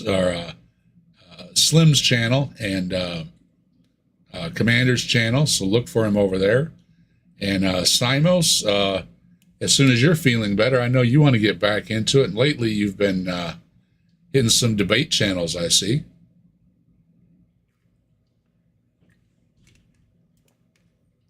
Simos still there? I'm muted. No, I'm over at Chris Mouty's at the moment doing debunking the race pseudoscience. Okay. Kudos Watch for race. So, Simos over there. That's Chris Matty. The channel's called The Other Hood, and yeah, we definitely appreciate support because it's a tough road when you've got a load of twats in the chat trying to shout you down with stupid fucking arguments. You know. I just recently subscribed over there, so we'll watch for you. Indeed. Yep. Yeah, he's just taking a short break now, but he'll be back shortly. And then, of course, in March, he will start Formula One with Fabio again. Okay. With Fabio and Funk Show. And so that's that happening. And then I do intend to do a couple of philosophical hangouts, for open panel hangouts for anybody that's interested. I don't know what the topics are going to be yet, although undoubtedly one of them will be irreducible stupidity. And Mike, Scott, what's going on over at Answers in Atheism?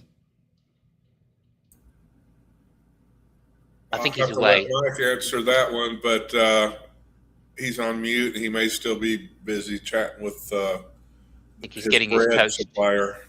Yeah, he's getting his toast.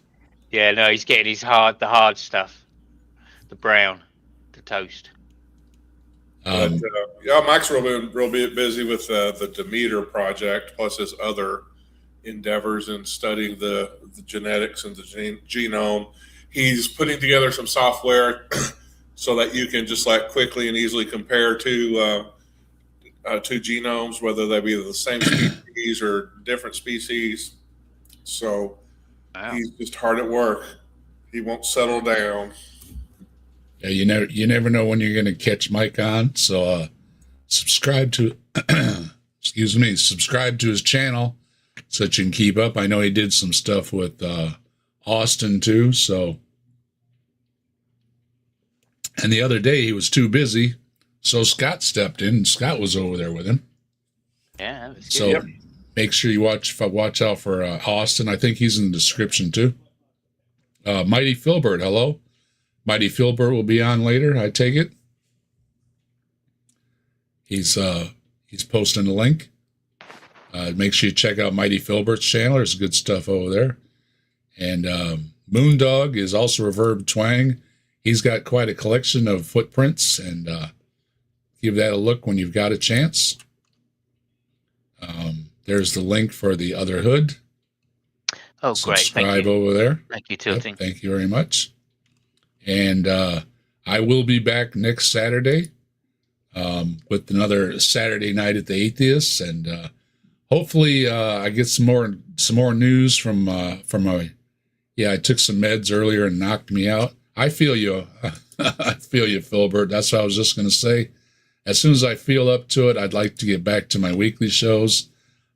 Just been too tired with all the medications. Even if they're only every couple weeks, they last a long time.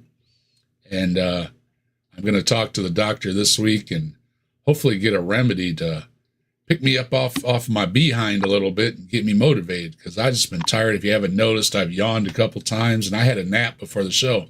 So being tired is one of the side effects I've been dealing with. So other than that, though, I did have some good news last week. Some more good news hopefully on the way. And I hope to see y'all then when I'm more awake. And I want to thank the panel for being here and helping me out. Thanks everybody in the chat. Thank you, Science, for getting me through and getting Simos through, getting Mike through, getting Scott through. All of us are very appreciative of all you do. And we hope you keep getting better and better at it and help many more people out. And with that, we're going to hit the outro. We're going to close the show out for this week. Thank you for joining us every week. And I will take care of myself. You take care of yourself too, Tilting. And thanks everybody once again for joining us for another week at Saturday Night at the Atheists. And we'll see you next time. Good night, everybody.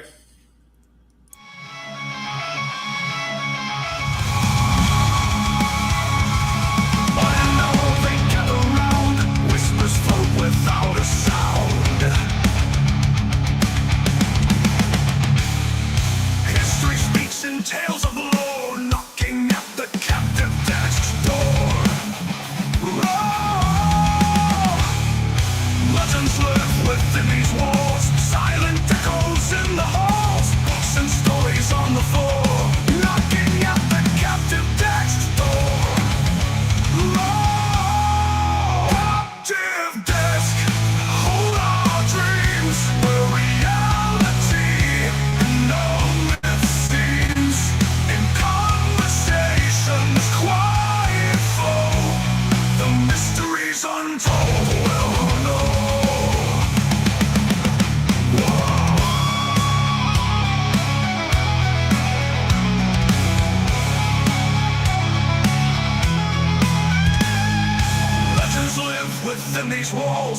Silent echoes in the halls, books and stories on the floor, knocking at